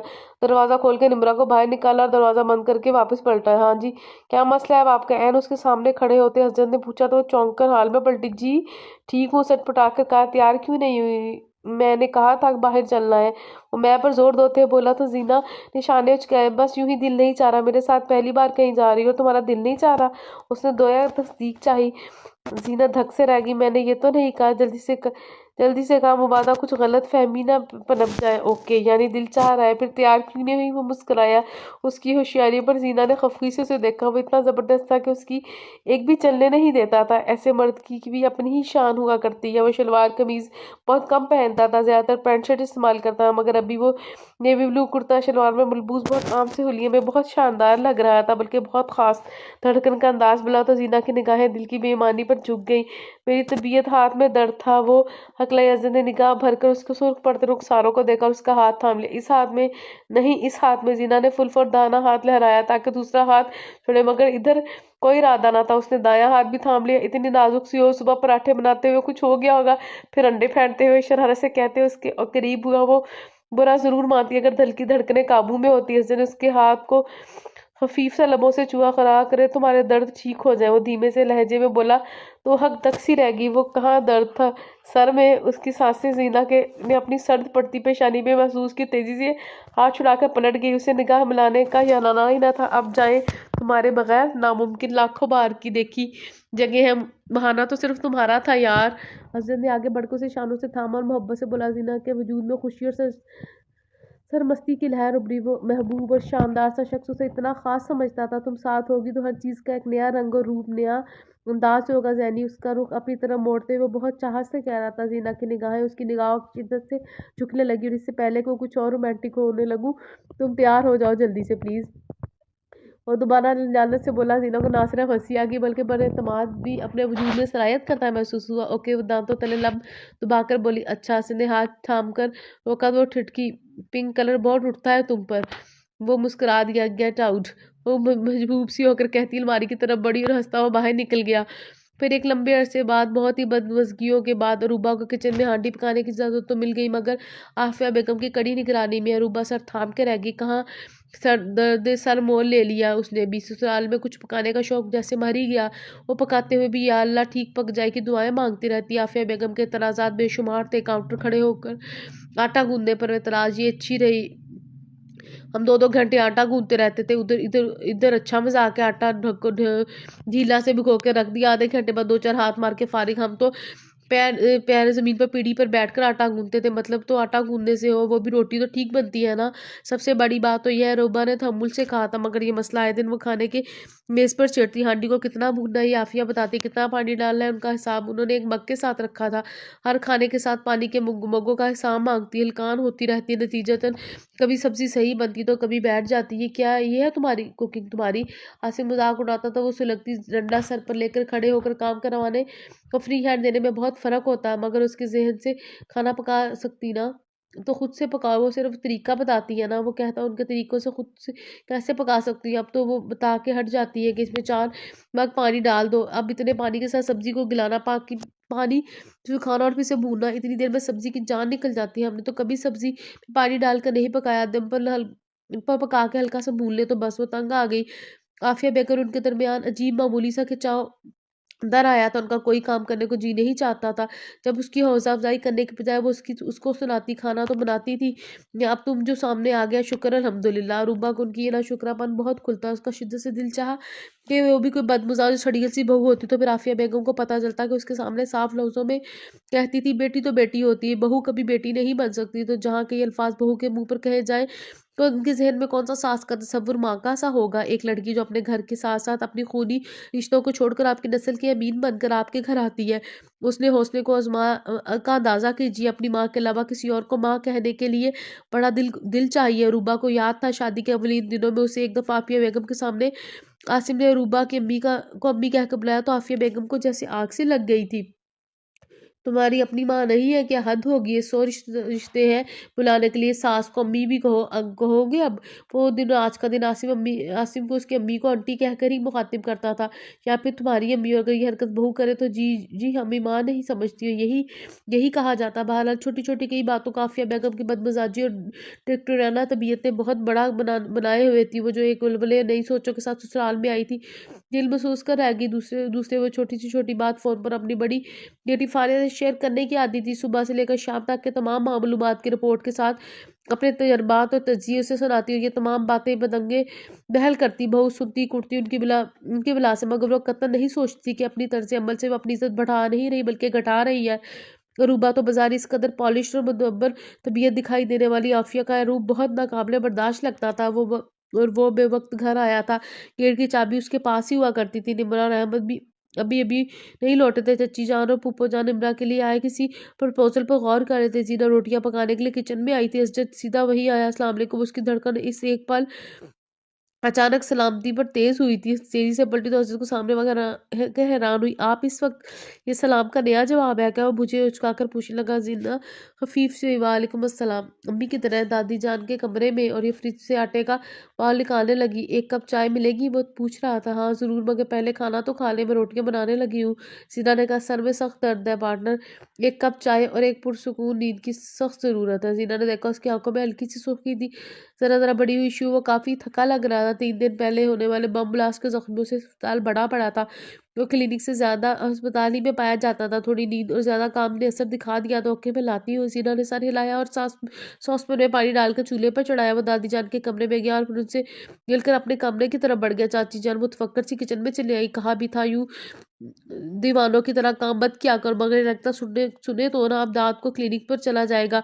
शिकायती अंदाज में कह रही थी, असरत के लिए चाय बना रही हो, खाली चाय मत देना, साथ में बिस्किट ले जाओ, खाने पीने का होश नहीं है उसे। उन्होंने कैबिनेट से बिस्किट का हाफ रोल निकाल कर प्लेट में बिस्किट रखे तो खुद तवे के नीचे आग जलाने लगी। मैं रोटियां बना दूंगी चची जान, जीना ने कहा। तो बोली, तुम चाय बनाकर दो, उसे 2-4 फुलके डालने हैं, मैं डाल लूंगी। वो मग में चाय डालकर बिस्किट को की प्लेट ट्रे में रखने लगी थी। हल्का सा दरवाज़ा खटखटा कर अंदर दाखिल हुई। वो नीम अंधेरे में कमरे में बेड पर ऊंधा मुंह आड़ा तिरछा लेटा हुआ था। उसने हाथ मारकर लाइट ऑन की तो वो चौंक कर पलटा, फिर उठकर बैठ गया। जिन्होंने ट्रे उसके सामने रखी, सिर्फ चाय कहा था। बिस्किट की प्लेट देकर बोला, खाली पेट दवा नहीं खानी चाहिए, मैं सिर्फ एक टैबलेट लूंगा। उसने कहा, इसके लिए भी कुछ खाना ज़रूरी है? वो इत्मीनान से बोली। उसने निगाह भरकर उसे देखा। पिंक और फ्रोजी रंग के लिबास में वाकई अच्छी लग रही थी। उसका खुद से लापरवाह सादा सा अंदाज उसके रूप को मजीद दिलकश बनाता था। खैर ज़रूरी तो नहीं, और भी बहुत से तरीके सर दर्द को भगाने के मैंने बताया तो था एक तरीका।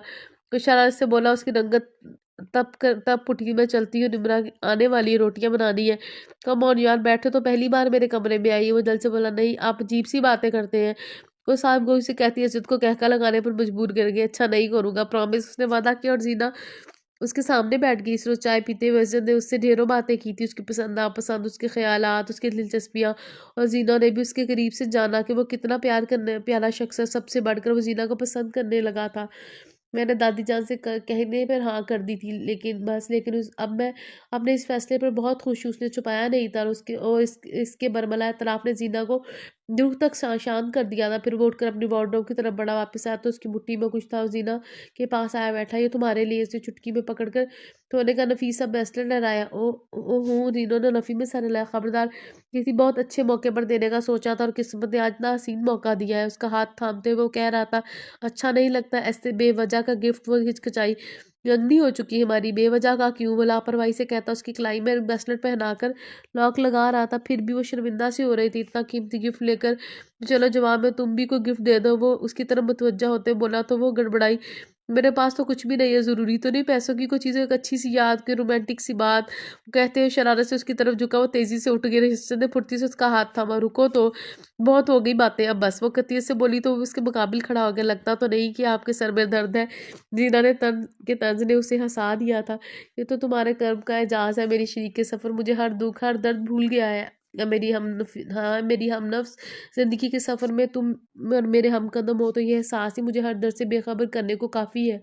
वो हद जज्बाती और शिद्दत अमेज़ लहजे में कह रहा था। जीना जैसे पिघल पिघल गई, जाने क्यों उसकी आंख भर आई। उसके लबों से एक सिसकी उभरी और आंख से आंसू का कतरा उसके हाथ पर गिरा। वो चौंक कर जैसे हाल में लौटी। असजद, उसका दिल, उसका नाम फिर से सिसकी की सूरत में उसके लबों से आज़ाद हुआ था। मेरी ज़िंदगी किसी दर्द से भर गई, क्या इससे तुम वाकिफ़ नहीं? अब तुम्हारा दिल तुम्हें कोई सिग्नल नहीं दे रहा कि मुझ पर क्या बीतने वाली है? उसने बाई कलाई से लिपटे इस खूबसूरत से ब्रेसलेट को देखा और फिर फूट फूट कर रो दी ना।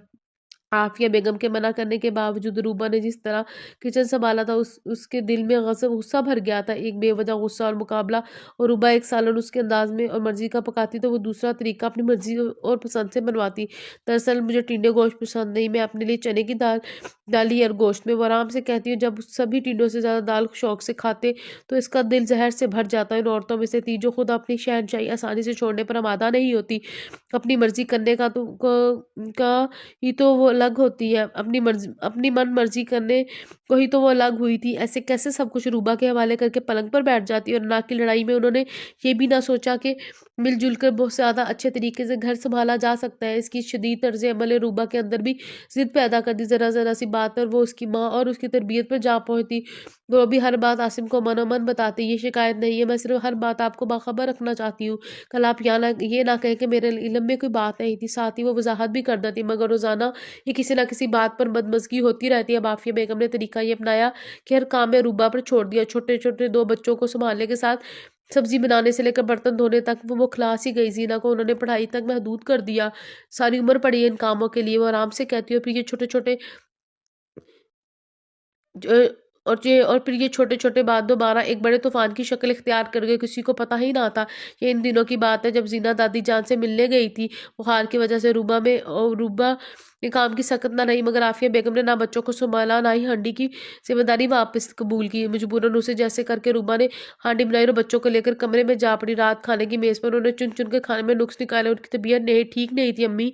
आसिम ने एक नज़र सर झुकाए खाना खाती रूबा को देखकर कहा तो वो चहकी। हमने भी 4 बच्चे सँभाले हैं, साथ-साथ घर की ज़िम्मेदारियाँ भी निभाते थे। ये सारे बहाने हमारे सामने सामने मत चलाओ। बहाने बनाने वाली क्या बात अम्मी, मैंने आपको बताया तो था मुझे बुखार हो रहा है। रूबा ने बर्दाश्त से काम लिया था। तो बीबी बुखार में कौन-सा फाके होते हैं? ये उलझे तुम्हारे ये बैठे हैं तुम्हारे ससुर साहब, इनसे पूछ लो जो एक दिन भी काम का बहाना किया हो। वो बेतरखी से बोली तो शबीर अहमद को भी बोलना पड़ा। अच्छा ये अब खामोशी से खाना खाओ सब, क्या खाओ? ये ज़हर खाने से काबिल है क्या? मेरा नमक उन्होंने प्लेट पर खिसकाई तो तनफ़्फ़ुर से बोली, दोपहर को मैंने चखा था, इतना तेज़ नहीं था, शायद गर्म करने से सालन मसाला खुश्क हो गया। रुबा व मुश्किल बोली तो आफ़िया बेगम ने तो जैसे उनका पहला जुमला ही सुना था, उसके तो तलवों पे लगी। हाँ, हाँ, तुमने बिल्कुल ठीक पकाया, सुन रहे हो आप? मतलब ये है कि जब इसने पकाया तो नमक बिल्कुल ठीक था, इस वक़्त जब खा रहे हैं तो तेज़, यानी मैंने डाला है इसमें नमक, और ये इसकी तरबियत हद हो गई सही। बढ़ाकर भेजा है इसकी माँ ने, बीबी के बीबी कर लो मगर मानो मत, मैंने गलत कर लो मगर मानो मत। अब की बार आफिया बेगम ने हद कर दी थी। रूबा की रंगत जर्द पड़ी। छोटे बच्चे छोटे बड़ों के सामने अपनी खिंचाई होती देख रहे थे। मजबूरन आसमी को टोकरा, अम्मी प्लीज यहाँ बात रूबा की हो रही है। अरे जाओ, बड़े है उसके सगे, ऐसी ऐसी तरबियत माओ की ही होगी। ससुराल में लड़की नहीं उनकी माँ की तरबियत बोलती है। और उसे भी तो मैं बहुत अच्छी तरह से देख चुकी हूँ। वो तजवीज़ करने में सानी नहीं रखती थी। अब मुझसे कुछ भी कहे मगर मेरी माँ तक ना पहुंचे। रूबा ने हिम्मत मुजतमा की थी। देख रहे हैं अब अपनी बहू को, अब तो बेटा भी मुंह को आएगा। आफिया बेगम ने फौरन ही अब उदीद होकर शेर बशीर अहमद से कहा था। उनका गुस्सा आसमान को छूने लगा। उठो और दफा हो जाओ, इस घर में बदतहजीबों की कोई जगह नहीं। उनका फैसला अटल था मगर वो भूल गए मुकाबल भी उन्हीं का खून है। वो भी इस वक्त नवाला फेंक कर उठ खड़ा हुआ। आफिया बेगम को बहुत कुछ गलत होने का एहसास हुआ मगर बहुत देर हो चुकी थी। कासिम ने भी बात संभालने की कोशिश की मगर वो दोनों में से किसी को कोई भी फरीक झुकने को तैयार ना था। सबसे बड़ी बात यह कि आफिया बेगम नीचा नहीं पड़ना चाहती थी। 100 दिल पर पत्थर रखकर मुंह लपेटे पड़ी रही। गाड़ी की आवाज आई तो कासिम ने आगे आकर बताया वो लोग जा चुके हैं। वो तो दिल थाम कर रह गई। भला कहाँ जाता वो इस बारात में? अब छोटे छोटे बच्चों के साथ 4 दिन ससुराल में रहने का तो जमाना के जूते खाकर वापस लौटेगा। शबीर अहमद ने तबसरा किया। वो करब रद के लेट गए। अगली सुबह जीना को मस्जिद खुद छोड़ने आया था। बहुत याद आई इस बार। मेरे ख्याल में बाहर जाने से पहले तुम्हें रुखसत करवा के ले जाऊंगा। उन्होंने कहा तो वो सुर्ख चेहरा लिए उसे घूर कर रह गई। इसने कहा कहा था कि वो सुर्ख चेहरा वो शाम को वापस हो लिया।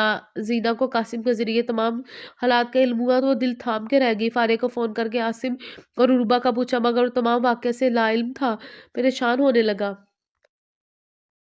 उधर आसिम ने 2 दिन होटल में सोच विचार में गुजारे और तीसरे दिन सीधा पिंडी का रुख किया और दादी जान के मुशफ़ के साए में जाकर सुख की सांस ली। मगर वो ये नहीं जानता था इसकी यह हरकत जीना की ज़िंदगी में कितना ख़तरनाक मोड़ लाने वाली है। जीना को जिसने इन्फॉर्म किया तो वो खुशी बखुशी आफिया बेगम के पास आई। आसिम की तरफ से कोई इतला न मिलने पर वो बहुत मलूल और फुसरदा थी मगर अपनी हार जाहिर ना करती थी। अम्मी भाईजान का पता चला वो दादी जान के पास है। जीना ने जैसे खुशखबरी सुनाई तो पहले ही उसे घूरती रही। जीना कन्फ्यूज़ होने लगी। असजद ने बताया है बहुत खूब, लो अब दादी के साथ महाज बनाकर जंग लड़ेगा वो। उन्होंने कहा भी तो क्या, वही अपनी मर्जी का मतलब। तो शबीर अहमद को भी पता नहीं किन लफ्ज़ों में सारी रिपोर्ट दी। उन्होंने साफ लफ्ज़ों में जीना और असद के रिश्ते को ख़त्म करने का ऐलान किया था। इनको हमारी इज्जत का ख्याल नहीं, हमें उनसे कोई रिश्ता नहीं रखना। उन्होंने फ़ोन पर भाई से साफ लफ्ज़ों में कहा था हम भी किसी सूरत आसिम और भाभी को यहाँ से कहीं नहीं जाने देंगे। अब आप घर ले जाना चाहे तो बस शौक मगर यहाँ से निकल कर दर बदर की ठोकरें खाएं ये कभी नहीं होगा। असजद ने भी उनका फैसला सुनकर साफ और मुतवाज़न लहजे में अपना फैसला सुनाया तो वो बल खाकर रह गए। ये सोचे बगैर के मुकाबिल उनका अपना ही खून है और जीना उसका कौन सोचता। वो तो जैसे बेपतवार की कश्ती में सवार थी, खौफजदा और मंजिल से लाइल्म। फिर सज्जद ने उसे शायद आखिरी फ़ोन किया था, ये तुम्हारी लड़ाई है ज़ैनी ताया जान के सामने तुम्हें उठना होगा। तुम मेरे मनकूहा नहीं हो कि अदालत में मुकदमा करके तुम्हें जीत लाऊं। तुम स्टैंड लोगी तभी कोई फैसला होगा। आसिम और रूबा को मैं यहाँ से कहीं जाने नहीं दूंगा और हाँ मैं ताउम्र तुम्हारा इंतजार करूंगा। उसकी कमज़ोर जान पर सारा बोझ डालकर मुतमईन हो गया। और उधर वो क्या करती। दिनों में आफिया बेगम ने उसके लिए रिश्ता ढूंढकर बात तय भी कर दी, बल्कि 1 महीने के अंदर अंदर शादी का फैसला भी कर लिया। तकदीर जाने क्या रंग दिखाने वाली थी। कोश के दाखिल लो आफिया, रिश्ते ऐसे नहीं तोड़े जाते बेटा। और बहू को हाथ से गए ही थे, अब बेटी का घर भी जुड़ा रही हो। दादी जान ने तो सख्त लहजे में उनसे कभी बात नहीं की थी, हत्ता कि उनके बेटे को लेकर अलग भी हो गई। मगर अब जब बात पोते और पोती की आई तो यकीनन असल से सूद प्यारा था। जानते हुए कमर कस के मैदान में कूदी थी। आफिया सुलग गई। घर मैंने उजाड़ा है या आप बदले लेने पर उतरी हुई है? उनके तेज लहजे में कही गई बात पर दादी हैरान हुई। मैं काहे के बदले लूंगी तुमसे? किसी को मेरा गस्ता बस्ता घर बर्दाश्त नहीं था। जोड़ तोड़ करके मेरे बेटे को वरगलाया और मेरी बेटी को बर्बाद होने नहीं दूंगी मैं। कहाँ की कहाँ ले गई थी? खुदा की पनाह मांगो आफिया, वो गुस्से से कांपने लगी थी। और जरा अपने तौर पर भी गौर करो। दूसरों की तरबियत में कीड़े तो जरूर दिखाई देते हैं मगर खुद अपनी को हमेशा बिल्कुल दुरुस्त समझती हो। क्या ये सच है कि तुमने आकमत अंदेशी से काम लिया और एक हंसते बसते घर को तबाह किया? अब अपने घर के सुकून को भी तुम खुद तहबाला के ये दे रही हो। जीना को उनका सारा किस्से में क्या कसूर है? इसका कोई कसूर नहीं, इसलिए तो उसे कुर्बानी का बकरा बनाने से गुरेज कर रही हो। इत्मीनान से बोली दादी जान। कुलसा कर उन्हें देखने लगी।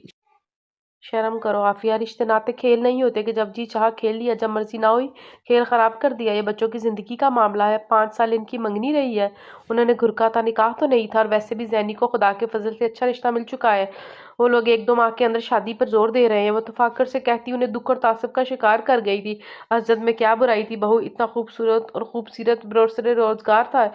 गेहूं के साथ घुन पिसने की रवायत तो बहुत ही पुरानी है। वैसे भी आपसे बात करना अबस है, आपने मेरे मुकाबले में हमेशा ही दूसरों का साथ दिया है। वह आराम से बोली, मगर इस बार दूसरों की सफ में तुम्हारा बेटा है आफिया, सोच समझ के कदम उठाओ। खुद मेरे पास आया है, ना कि मैं उसे। उन्होंने नसीहत की, मगर कोई नसीहत चाहे तो भी मेरी तरफ से तो रिश्ता ही खत्म है। बाकी जो बातें अपने बेटे से तय कर लीजिएगा। खुदा हाफिज।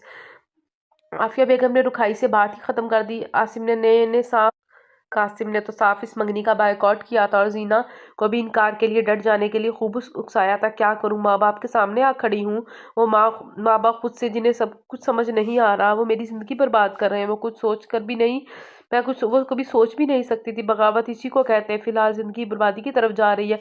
मुकामल बर्बादी से पहले सद्देबाप कर लो। जब जाया, जब तक वो खुद घर वालों से बात नहीं करेगी, बात में वजन नहीं आएगा। मगर आफिया बेगम अब शबीर अहमद से इस मौजू पर बात करने में और इज्जत के बगैर मर जाने के डायलॉग बोलने की हिम्मत तो मरकर भी नहीं कर सकती थी। आफिया बेगम तो उसे निगाहों ही से चीर फाड़ डालती और रहे शबीर अहमद, तो उनके तक आफिया बेगम ने औलाद को जाने ही कब दिया था। अलबत्ता फारिया के सामने उसने ढेर एतराज किया था। देखो जैनी अम्मी, वैसे ही तो ये फैसला नहीं कर रही ना। दिल दुखाया है तो ही दुखा है तो ही मुकाबले पर आई है। उसे पहले जुमले ही ने अंदाजा हो गया था कि आफिया की ब्रेन वॉशिंग आफिया बेगम अच्छी तरह कर चुकी है। वरना यही आफिया अच्छे से बेहद मुतासिर थी, बल्कि उससे काफी दोस्ती भी थी फारिया की। जिसका दिल दुखा हो वो दूसरों का दिल ना दुखाने का सोचता है। अम्मी तो फिर भी मेरा दिल दुखाना चाहती है। जेना की आंखों में आंसू भरकर मिलते जाना, नजरों से उसे देखा था। तुम बेवकूफ हो, पूरी जिंदगी इज्जत नहीं है तुम्हारी। फारिया ने उसे समझाना चाहा था। मेरी पूरी जिंदगी है। आप ही पिछले 5 वर्षों से जिस शख्स को आइंदा जिंदगी में हर पल अपने साथ सोचती आई हूँ, उसे यूं मैं अपनी जिंदगी से माइनस नहीं कर सकती। उसके आंसू तवातर बह रहे रहते। इतनी कमजोर मत बनो जैनी, जिंदगी इतनी आसानी से खत्म नहीं हो जाती। बेवकूफी की वो बातें जिन पर बाद में तुम्हें हंसी आती है, हंसी नहीं आएगी। जिनके फैसले चलेंगे मेरे लिए तो फकत रोना ही रोना है। आप ही वो वाकई रो दी थी। आफिया को भी गुस्सा आया। तुम अपनी जिंदगी की बहुत फिक्र है। अम्मी का सोचा है कभी आसिम के फैसले से उनके दिल पर क्या बीती है, कैसे नीचे दिखाया है उन्होंने वहां रखकर उन लोगों ने अम्मी को मारे दुक्के के। उसके आंसू थम गए। हाँ, इसमें भी वो लोग ही गलत है। आप ही वो शदीद तासुब से बोली तो अल्फाज जुबान का साथ नहीं दे रहे थे। हमारा भाई हमारा माया जाए, आपने छोटे छोटे बच्चों और बीवी को लेकर आधी रात को घर से निकलता है तो उसे पनाह देने वाला हमारा दुश्मन है। नहीं नहीं चाहिए था उन्हें अपने घर के दरवाजे बंद कर लेने चाहिए थे, या उन्हें धक्के देकर निकाल देता। फारिया संभली थी। मैंने ये नहीं कहा, मगर आसिम की भी गलती थी। उससे किसने कहा था ऐसा कदम उठाए और अपने साथ तुम्हारी जिंदगी भी बर्बाद करे। अम्मी ने क्या कभी मुफाहमत इख्तियार की ही नहीं की। आप ही रूबा भाभी तो बहू थी, मगर अम्मी ने तो कभी माँ बन के भी उन्हें मगर अम्मी ने कभी भी माँ बन के उन्हें इस घर में कबूल नहीं किया। जहाँ रिश्तों को कबूलने की बजाय महज बर्दाश्त किया जाता हो, वहाँ रिश्तों की बुनियादी फकत रीत होती है, फौलाद नहीं होती। वह सिर्फ रेत होती है। तल्खी से हकीकत बयान कर रही थी। आफिया ने उसे नागवारी से देखा। ये अम्मी ने कभी मुफाहमत इख्तियार नहीं की। आपी अरूबा भाभी तो बहू थी, मगर अम्मी ने भी कभी माँ बनकर उन्हें इस घर में कबूल नहीं किया। जहाँ रिश्तों को कबूलने की बजाय उन्हें बर्दाश्त किया जाए, वहाँ रिश्तों की बुनियाद फकत रेत होती है, फौलाद नहीं। वह तल्खी से हकीकत बयान कर रही थी। फारिया ने नागवारी से उसे देखा। वो भी कुछ कम नहीं करके नहीं गई। हाँ, उनका कसूर तो बहुत बड़ा है। आराम से बैठी रहती, बिस्तर पर पका पकाया खाती रहती। वो भी इसी के अंदाज में बोली, अब भी देख लो, बिना सोचे समझे फैसले का नतीजा। फारिया ने फिर फौर कहा। उसे रोना आने लगा। अम्मी को मेरी जिंदगी की बर्बादी का कोई एहसास है, तभी तो ये कदम उठा रहे हैं। वो लोग भी इनकी इज्जत नहीं रख रहे, वो बाद में क्या करेंगे। फारिया को माँ ने मुकम्मल पट्टी पढ़ाई थी, उसकी तो अपनी कोई सोच ही नहीं थी। इज्जत ये तो रखी है उन्होंने आप ही, मगर अम्मी समझे तो ना। अगर दरवाजे से लुटा देते भाईजान को, उनके बीवी बच्चों को सड़कों पर रहने देते, तो इज्जत बचती है आपकी। और रंजा गरम से चीख उठी तो फारिया सेट पटाई क्या है, तो वो ठीक रही थी। मगर आफिया ने भी रिश्ते खत्म करने की जो वजूहात बताई थी वो गलत ना थी। अम्मी सिर्फ अपनी अनाज की हार बर्दाश्त नहीं कर पा रही। इस खेल में वो बेटा तो हार ही चुकी है, बेटी की जिंदगी भी दगाव पे लगा रही हो। वो बीगे तल्ख लहजे में बोली तो फारिया ने सर थाम लिया। मतलब वो बेबस और लाचार थी।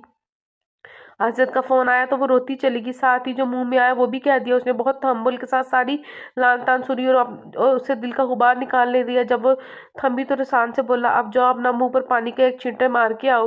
वो वाकई वो सेल फोन रख गई। जब मुंह हाथ धोकर टॉवल से खुश करके आई तो खुद को काफी बेहतर महसूस किया। कैसी हो? जैसे बड़े नॉर्मल हालात में गुफ्तगू कर रहा था। मेरे जख्मों पर नमक छिड़कने को फोन किया है आपने? जिस जिस पर तप सुलगती थी तपी थी। मैंने सोचा शायद ताईजान बदल गई हैं, मगर वाह हसरत। वो गहरी सांस भर कर बोला तो जीना को रोना आने लगा। हसरत प्लीज कुछ करे, अम्मी कहीं और मेरी बात तय कर चुकी है। वो चंद लम्हे खामोश रहने के बाद बोला, बताया है मुझे आसिम ने। वो तो बहुत गुस्से में है, यहाँ से जाने का कह रहा था, मगर मैं ऐसा नहीं करने दूंगा। कोई ठिकाना नहीं है उसके पास, हमारा क्या होगा। जब उसकी आवाज़ कब कब आई थी देखो जैनी, आसिम को यहाँ से चले जाना मसले का हल नहीं है। जो कुछ होना था वो हो चुका, मगर वो यहाँ से चला भी जाएगा तब भी ताईजान जितनी आगे बढ़ चुकी है उनकी वापसी मुश्किल है। बड़े मतवद्दल लहजे में बोला तो जीना सदमे से चिल्ला उठी, तो और क्या करना चाहिए मुझे? इस उल्लू के पट्टे से शादी कर लेनी चाहिए जिसने मुझे मेरे लिए ढूंढा है। मैं ये नहीं कह रहा, हसन ने कहना चाहा, मगर वो सुन कहाँ रही थी। वापसी तो मेरी मुश्किल कर दी आपने हसन, मैं तो इन जज्बों से नाशना थी, इन रास्तों से यकसर लाइल्म। अब गली में लाकर कहते हैं रास्ता खुद तलाशो, तो क्या करूं, भगा के ले आऊं तुम्हें? वो भी कदर गुस्से में आया था, तेज आवाज में बोला तो वो रोने लगी। I am sorry Jenny. वो फौरन ही ठंडा पड़ा। मेरी जान, मैं बस इसी सूली पर लटक रहा हूँ। तुम क्या समझती हो ताई जान के इस फैसले से मेरी जिंदगी को खिलाकर नहीं रख दिया? तुम मेरी जिंदगी में आने वाली पहली बाहर लड़की हो जिसके लिए मेरी बहुत खास फीलिंग्स है जैनी। इतने अरसे में मैंने तुम्हारे बगैर कुछ सोचा ही नहीं था, मगर अब मैं जो कुछ भी करना है दो तुम्हें ही करना है। मगर अब जो कुछ भी करना है वो तुम्हें ही करना है। मैं क्या करूं? निकाह के वक्त इनकार कर दूं? वो चिड़ी, हाँ तुम कर सकती हो, तुम्हारा मजहब तुम्हें हक देता है। वो फिलफौर बोला, मजहब तो बहुत से हकूक देता है, गजब तो ये दुनिया वाले ही करते हैं। उसने तल्खी से कहते हुए एक सांस से आंसू झटका था। मेरी बस में कुछ भी नहीं जैनी। ताई जान ने फोन करके मेरी माँ और माँ से बढ़कर दादी जान से बहुत फजूल बातें की हैं। मेरी बर्दाश्त से बाहर ने ऐसी सूरत हाल में मैं उन्हें तुम्हारे यहाँ भेजने का रिस्क नहीं ले सकता, क्योंकि ये बात तुम भी अच्छी तरह जानती हो। मैं भी ताई जान वही करेंगी जो वो सोच चुकी हैं। मैं क्या करूं? कामरान से शादी कर लूं चुपचाप? उसका दिल कटने लगा था। तुम हक रखती हो इनकार का जैनी। अजय से उसे याद दिलाया था, दिन ही कितने रह गए। अजय वो बिलक गई। इनकार का क्या है जैनी? वो तो निकाह के वक्त भी कर सकती हो, मगर बेहतर है अभी करो और इस पर अड़ जाओ। कम से कम लड़के वालों के निकाह वाले रोज तो इंसल्ट ना हो। वो उससे समझा रहा था, आप खुद क्यों नहीं करते कुछ? मेरे अंदर इतनी हिम्मत नहीं है। वो अपने माँ बाप का सोचकर ही डरने लगी थी। वो भला इतनी हिम्मत कहाँ दिखा सकती थी, मगर अफजल ने साफ लफ्जों में इससे कह दिया था कि इस आजमाइश में उसे खुद से ही निकलना पड़ेगा, और उसे भगा के ले जाने के हक में कतई नहीं था। और आज कामरान की माँ और बहन उसे शॉपिंग के लिए ले जाने वाली थी। अच्छा है ना तड़पते रहना। फिर अगर नहीं कुछ भी कर सकते तो मैं भी इतनी दलेर नहीं बन सकती। वो गुस्से में उनके साथ जाने को तैयार होगी। सुबह बतौर खास असीस को मैसेज करके बता भी दिया। दोपहर का खाना भी कामरान की अम्मी और उसकी बहन नाजिया ने उन्हीं की तरफ खाया, और उनके जाने के बाद चाय का दौर चला। आज जाफिया बेगम ने बतौर खास जीना की क्लास ली थी। खबरदार जो आज उसके सामने मातमी शक्ल बना के आई तो याद रखो, शादी तो तुम्हारी कामरान ही के साथ होनी है। फिर आज ये सब करके आइंदा के लिए मुश्किलात पैदा मत करा। मेरा नहीं दिल नहीं चाहता। वो रोने को थी, मगर कोई रोता देखने को तैयार ही नहीं था। वो गनाई, फिर मैं तुम्हारे बाप से बात करती हूँ। ये दिल की बातें उन्हीं को बताना। उनकी धमकी महज धमकी नहीं थी, ये जीना अच्छी तरह जानती थी। ऐसे से बात होने के बाद उसने सोच लिया था अब वो हंसी खुशी कामरान के घर वालों के साथ जाके शॉपिंग करेगी। मोहब्बत का दावा तो वो भी करता था, इतनी आसानी से बर्दाश्त कर पाएगा? मगर अब जबकि उनके साथ गाड़ी में चली आई तो दिल डूबने लगा था। तो क्या मैंने असजद से बिछड़ने की पहली सीढ़ी पर कदम रख दिया है? उसके कदम सुस्त पड़ने लगे। क्या हुआ? अभी से थक गई नासिया? उसकी सस रवि पर हंसी। मैं गाड़ी में जाकर बैठती हूँ, उसने खुश होते लब्बों पर जुबान फेरी। अभी तो ब्राइडल ड्रेस रहता है रजीना। वो कुछ बुरा मान गई। मैं थक गई हूँ, मैंने कभी इतनी शॉपिंग नहीं की। वो बेबसी से बोली। जी तो चाह रहा था सब छोड़ छाड़ कर यहाँ से भाग जाए। चलो कोई बात नहीं, तुम चल के गाड़ी में बैठो, हमारा थोड़ा सा काम बाकी है, थोड़ी देर तक हम भी आ रहे हैं। उनकी होने वाली सास नसीम बेगम अच्छे मिजाज की खातून थी, बेटी की तरह। उन्हें जरा जरा सी बात पर बुरा मानने की आदत ना थी। अभी उन्होंने जीना की जर्द पति रंगत पर सर्स खाया था। गाड़ी में ड्राइवर होगा, वो हिचकिचाई। तुम जाकर बैठो, वो खुद ही बाहर चला जाएगा, कहने की जरूरत नहीं पड़ेगी, हमारा बस 15 मिनट का काम बाकी है। उन्होंने उसका सुखसार थपथपाकर तसल्ली दी। लहजा तसल्ली में लहजे में कहा तो उनका शुक्र अदा करती शॉपिंग प्लाजा के बैरूनी दरवाजे की तरफ बढ़ गई, जाने बगैर कि कोई घर से शॉपिंग सेंटर और प्लाजा से बाहर जाते हुए भी उसके ताकुब में है। ऑटोमेटिक डोर से बाहर निकलते ही किसी ने एकदम से उसकी कलाई थामी तो जीना की चीख निकलते निकलते रह गई। सरस से जिसारत करने वाले को देखा और उसको सामने पाके मुतहैयर हो गई। कुछ कहे बिना उसका हाथ थामे एक तरफ चल दिया, साथ ही जीना बेजान कदमों से जैसे घिसटती जा रही थी। प्लाजा के बिल्कुल पास ही मौजूद छोटे से कैफे में लाकर उसने जीना का सर पड़ता हाथ छोड़ा था। वो एकदम से कुर्सी पर गिर गई। वो उसके मुकाबिल बैठा था। अब बताओ क्या हाल चाल है। वो बेहद बशाशियत से पूछने लगा। जीना ने खफासी निगाह उस पर डाली। मौसम की मुनासब से जीन्स पर गर्म शर्ट जो है वो लेदर की ब्राउन जैकेट की हाफ जिप खोले हुए था। गोया किस कदर इत्मीनान और आरामदेह सूरत हाल में था। वो मजीद चाकी हुई। बहुत अच्छे हाल में हूँ, अल्लाह का शुक्र है। उसे जलाने के लिए कहा तो बरजस्ता बोला, हाँ वो तो मैंने देखा है, पिछले 2 घंटे तो जैसे तुम अपनी शादी की शॉपिंग कर रही हो दिल लगा कर। जीना को रोने आने लगा। एक तो इतनी बड़ी मुश्किल का शिकार थी, ऊपर से वो तंजिया मजाक करने का अंत पहुंच जाता। मेरे बस में जो कुछ है वही करूंगी ना। वो तड़की थी। हाँ ठीक है, औरतों के बस में बस यही अच्छी अच्छी सलाहियत होती है, शॉपिंग ही करती रहना। वो सर हिलाकर बोला। आप वो गुस्से से कुछ कहते कहते लब भीज गई। असद ने दिलचस्पी से उसके लाल भवोका होते चेहरे को देखा। मुझे इस तरह लाने का क्या मकसद है, उसने बेगानगी से पूछा था। आई एम सॉरी तुम्हारी शॉपिंग में खलल पड़ा, मगर मेरा दिल चाह रहा था तुमसे मिलने को। वो मजे से बोला था। मिलने को या दिल दुखाने वो कुड़ी थी। दानिस्ता उसकी तरफ देख नहीं रही थी। इतने शानदार बंदे से जुदाई अब यकीनी थी तो दिल क्यों ना दुखता, मगर इधर तो जैसे किसी को परवाह ही ना थी। जरा सी जो मुस्कुराहट भी मान पड़ती। मैं क्यों दिल दिखाऊंगा भला, 1.5 घंटे तो तुम्हारे घर के बाहर खड़ा हूँ। आई मीन गाड़ी में बैठा था। अब जब से तुम्हारा एसएमएस मिला कि तुम शॉपिंग के लिए जा रही हो आज, वो कह रहा था। जीना का दिल कदरे खुल सा गया। उसे फिक्र थी, तभी तो पिंडी से यहाँ तक का सफर करके आया था। क्या फायदा इस दौड़ लगाने का, अब क्या बाकी रह गया है। बाकी उसे याद करके फिर से रोना आया तो जब्त करने करने को इधर उधर देखने लगी। फायदा क्यों नहीं, वो उल्टा उसे पूछने लगा। कोशिश करके हारना सुकून आवर होता है। आप क्या कोशिश करेंगे, आप दिन ही कितने रह गए हैं पीछे। जब पहले मैंने कहा था तो आपका जवाब था तुम्हें खुद कोशिश करनी है, फिर अब क्या तमाशा देखने आए हैं। फट पड़ी तो उस ने आराम से कहा, यही तो चाहता था कि तुमको स्टैंड लो हूँ। उसने सर झटका। मैं अपनी अम्मी अब्बू के सामने कुछ नहीं कर सकती। पता नहीं ये साफ गोई थी या अपनी बुजदली का एतराफ। आसिम वहां से जाने को तैयार है, मगर मैं जानता हूँ ताई जान अब कभी भी दोबारा रिश्ते के लिए हामी नहीं बनेगी। तब वक्त या लड़के वाले खुद इनकार ना कर दे। वेटर चाय रख कर गया था। असद ने कप उठाने का इशारा किया। वो संजीदगी से कहा, इसका दिमाग खराब हो गया जो मुझे इतनी महंगी शॉपिंग करवा रहे हैं। अगर इनकार ही करना होता तो उनके तो इसके सस्ते तरीके भी मौजूद थे। वो चिढ़ गई। सर बुरी तरह दुखने लगा था। सो दिल जमी से चाय का कप था। मैं ऐसे में कतन ध्यान न रहा कि वो होने वाली सास और नंद के साथ आई थी और अब वो उसे ढूंढ रही होगी। इस ने चाय का घूंट पड़ते हुए निगाह उस पर डाली। ददीज राश के लिबास में मनबूस दुपट्टा शानों पर डाले वो अच्छी लग रही थी। ऐसे में उसका खफा खफा का अंदाज असजद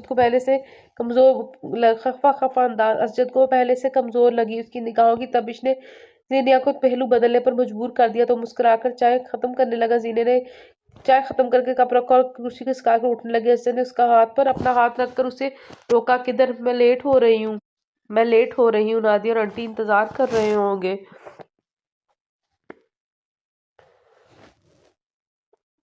लादिया आंटी और नाजिया मुझे ढूंढ रहे होंगे। माय गॉड, उसे यक लगती ध्यान है कि क्या गजब होने वाला। अगर उसके घर पहुंच गई तो डोंट वरी जानी, मेरे साथ हो तुम। वो नरमी से बोला। कब तक? जीना ने दुख से उसे देखा था। जाके सबको जवाब मुझे देना है। आपका एडवेंचर तो यहीं पर खत्म हो जाएगा, बता देना। चाय पीने रुक गई थी। 100 वाट वो लापरवाही से बोला तो जीनिया ने अपना हाथ खींचा और कुर्सी से टेक लगाकर बैठ गई।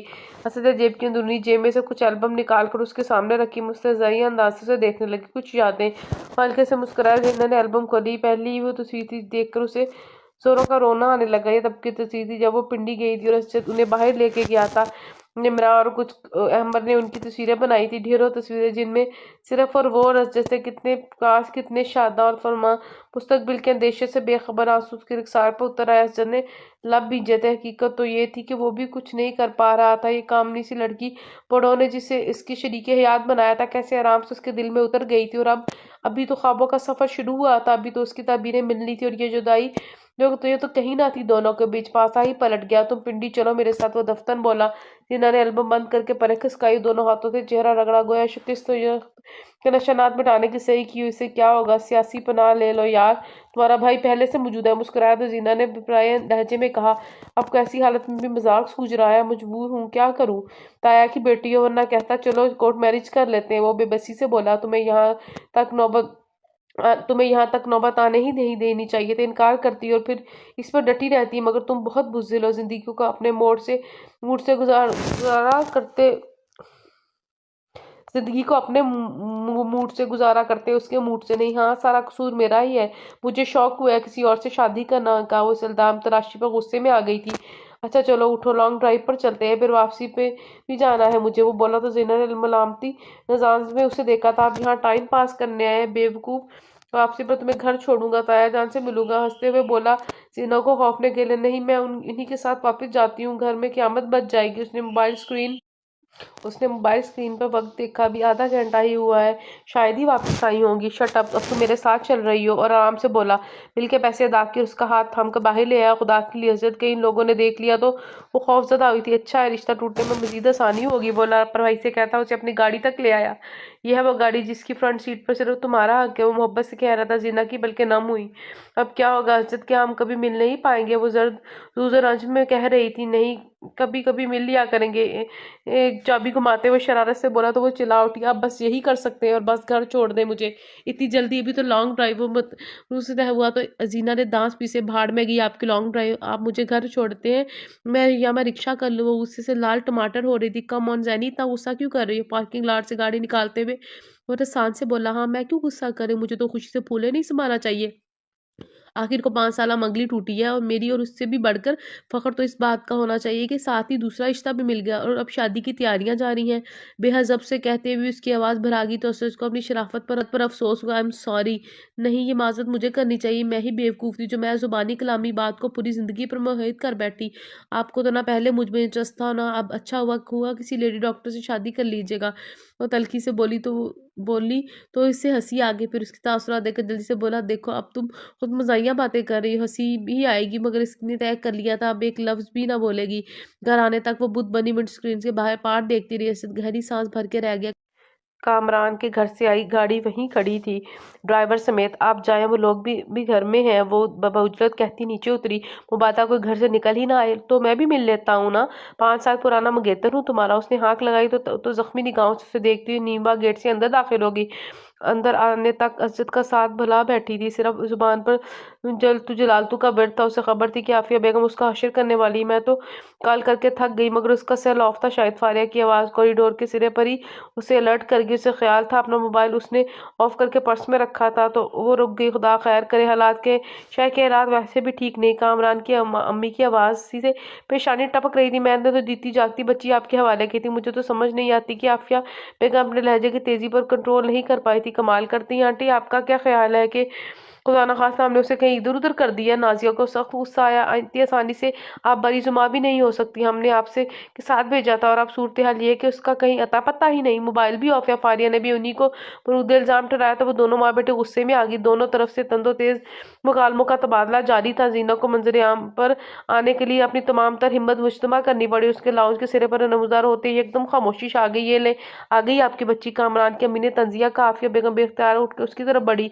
कहा थी तुम जीना, पता है किस कदर परेशान हो रहे थे? वो खामोश नहीं, एक दिल में था जो आवाज बुलंद खौफ धक धक कर रहा था। पूछ ले इससे, हम इसे अपनी गाड़ी में ही बैठने को कहा था। नाजिया तलखी से कहा थी तुम? फारिया ने तख्ती से पूछा। उसे बिगड़ी सूरत हाल का दराक हो रहा था। वो मैं प्लाजा से निकली तो मुझे गाड़ी ही नजर नहीं। मैं वापस गई तो ये लोग भी नहीं थे। मैं कितनी देर वहां ढूंढती रही। सूख निकलते हुए उसने माजत खाना अंदाज में कहा, और तुम्हारा मोबाइल? आफिया बेगम की ने उसकी हवाइयाँ उड़ती शक्ल को बगौर देखा। वो इसकी बैटरी ऑफ हो रही थी। आई एम सॉरी। वो बारी बारी सबकी शक्लें देख रही थी। मेरे ख्याल में हम चलते हैं, काफी देर हो गई है। नाजिया ने बहुत संजीदगी से कहा था। सॉरी नाजिया बेटा, बस जज्बात में आकर मैं कुछ उल्टा सीधा कह गई। आफिया बेगम को समझाना का ख्याल आया था। कुछ नहीं, आप काफी कुछ उल्टा सीधा कह गई हैं। नाजिया ने जताया तो शर्मिंदा से हो गई। सिचुएशन ही ऐसी थी बेटा, वरना ऐसे रिश्ते तो बाहमी एतमाद की बुनियाद पर ही चलते हैं। फारिया ने निगाह सपाट चेहरा लिए जीना पर थी। इससे ये बात और उसे बात कुछ और ही लग रही थी। बहरहाल अब काफी देर हो गई, हम चलते हैं, फिर मुलाकात होगी। अभी तो टेंशन से वैसे ही तबीयत बिगड़ी हुई है। कामरान की अम्मी का मूड भी कुछ खास अच्छा ना था। आफिया बेगम फारिया उसके आगे बिछ गई, मगर फिलहाल वो रुकने के मूड में कतन ना थी। खड़े खड़े ही रुखसत हो गई। आफिया बेगम ने गहरी सांस भरी। कहाँ गई थी तुम?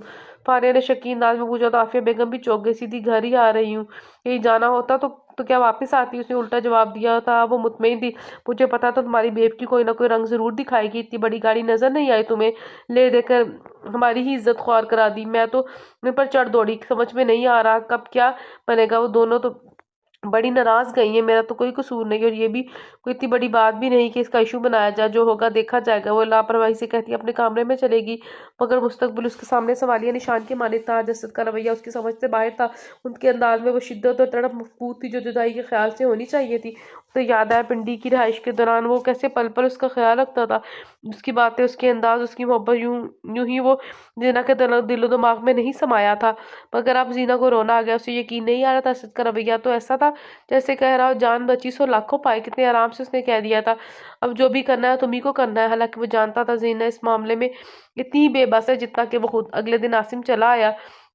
आफिया बेगम यूं लापरवाह थी जैसे कुछ मामलात हुए ही ना। आप जैनी के साथ अच्छा नहीं करी, मैं तो यूं भी माँ के सामने बोल लिया था। शादी के बाद तो और भी मुंह फट हो गया था। बकौल आफिया बेगम ने, तुमने बहुत अच्छा किया सबके साथ, जो उसकी हमायत का परचम उठाकर लाए। वो तंग कर बोली, आपकी नाराजगी मुझसे थी, जो जीना की जिंदगी क्यों बर्बाद कर रही है। वो तब गया था जब तुम्हारी दादी की पढ़ाई पट्टियां हैं, तुम्हें तो ले गई, बेटी को भी उसकी खाई में फेंक दूं। वो तफक्कुर से बोली तो वो चिल्ला उठा, अभी भी आप यही कर रही है। जानती है आपका इमरान रजा और उसके खानदान के बारे में।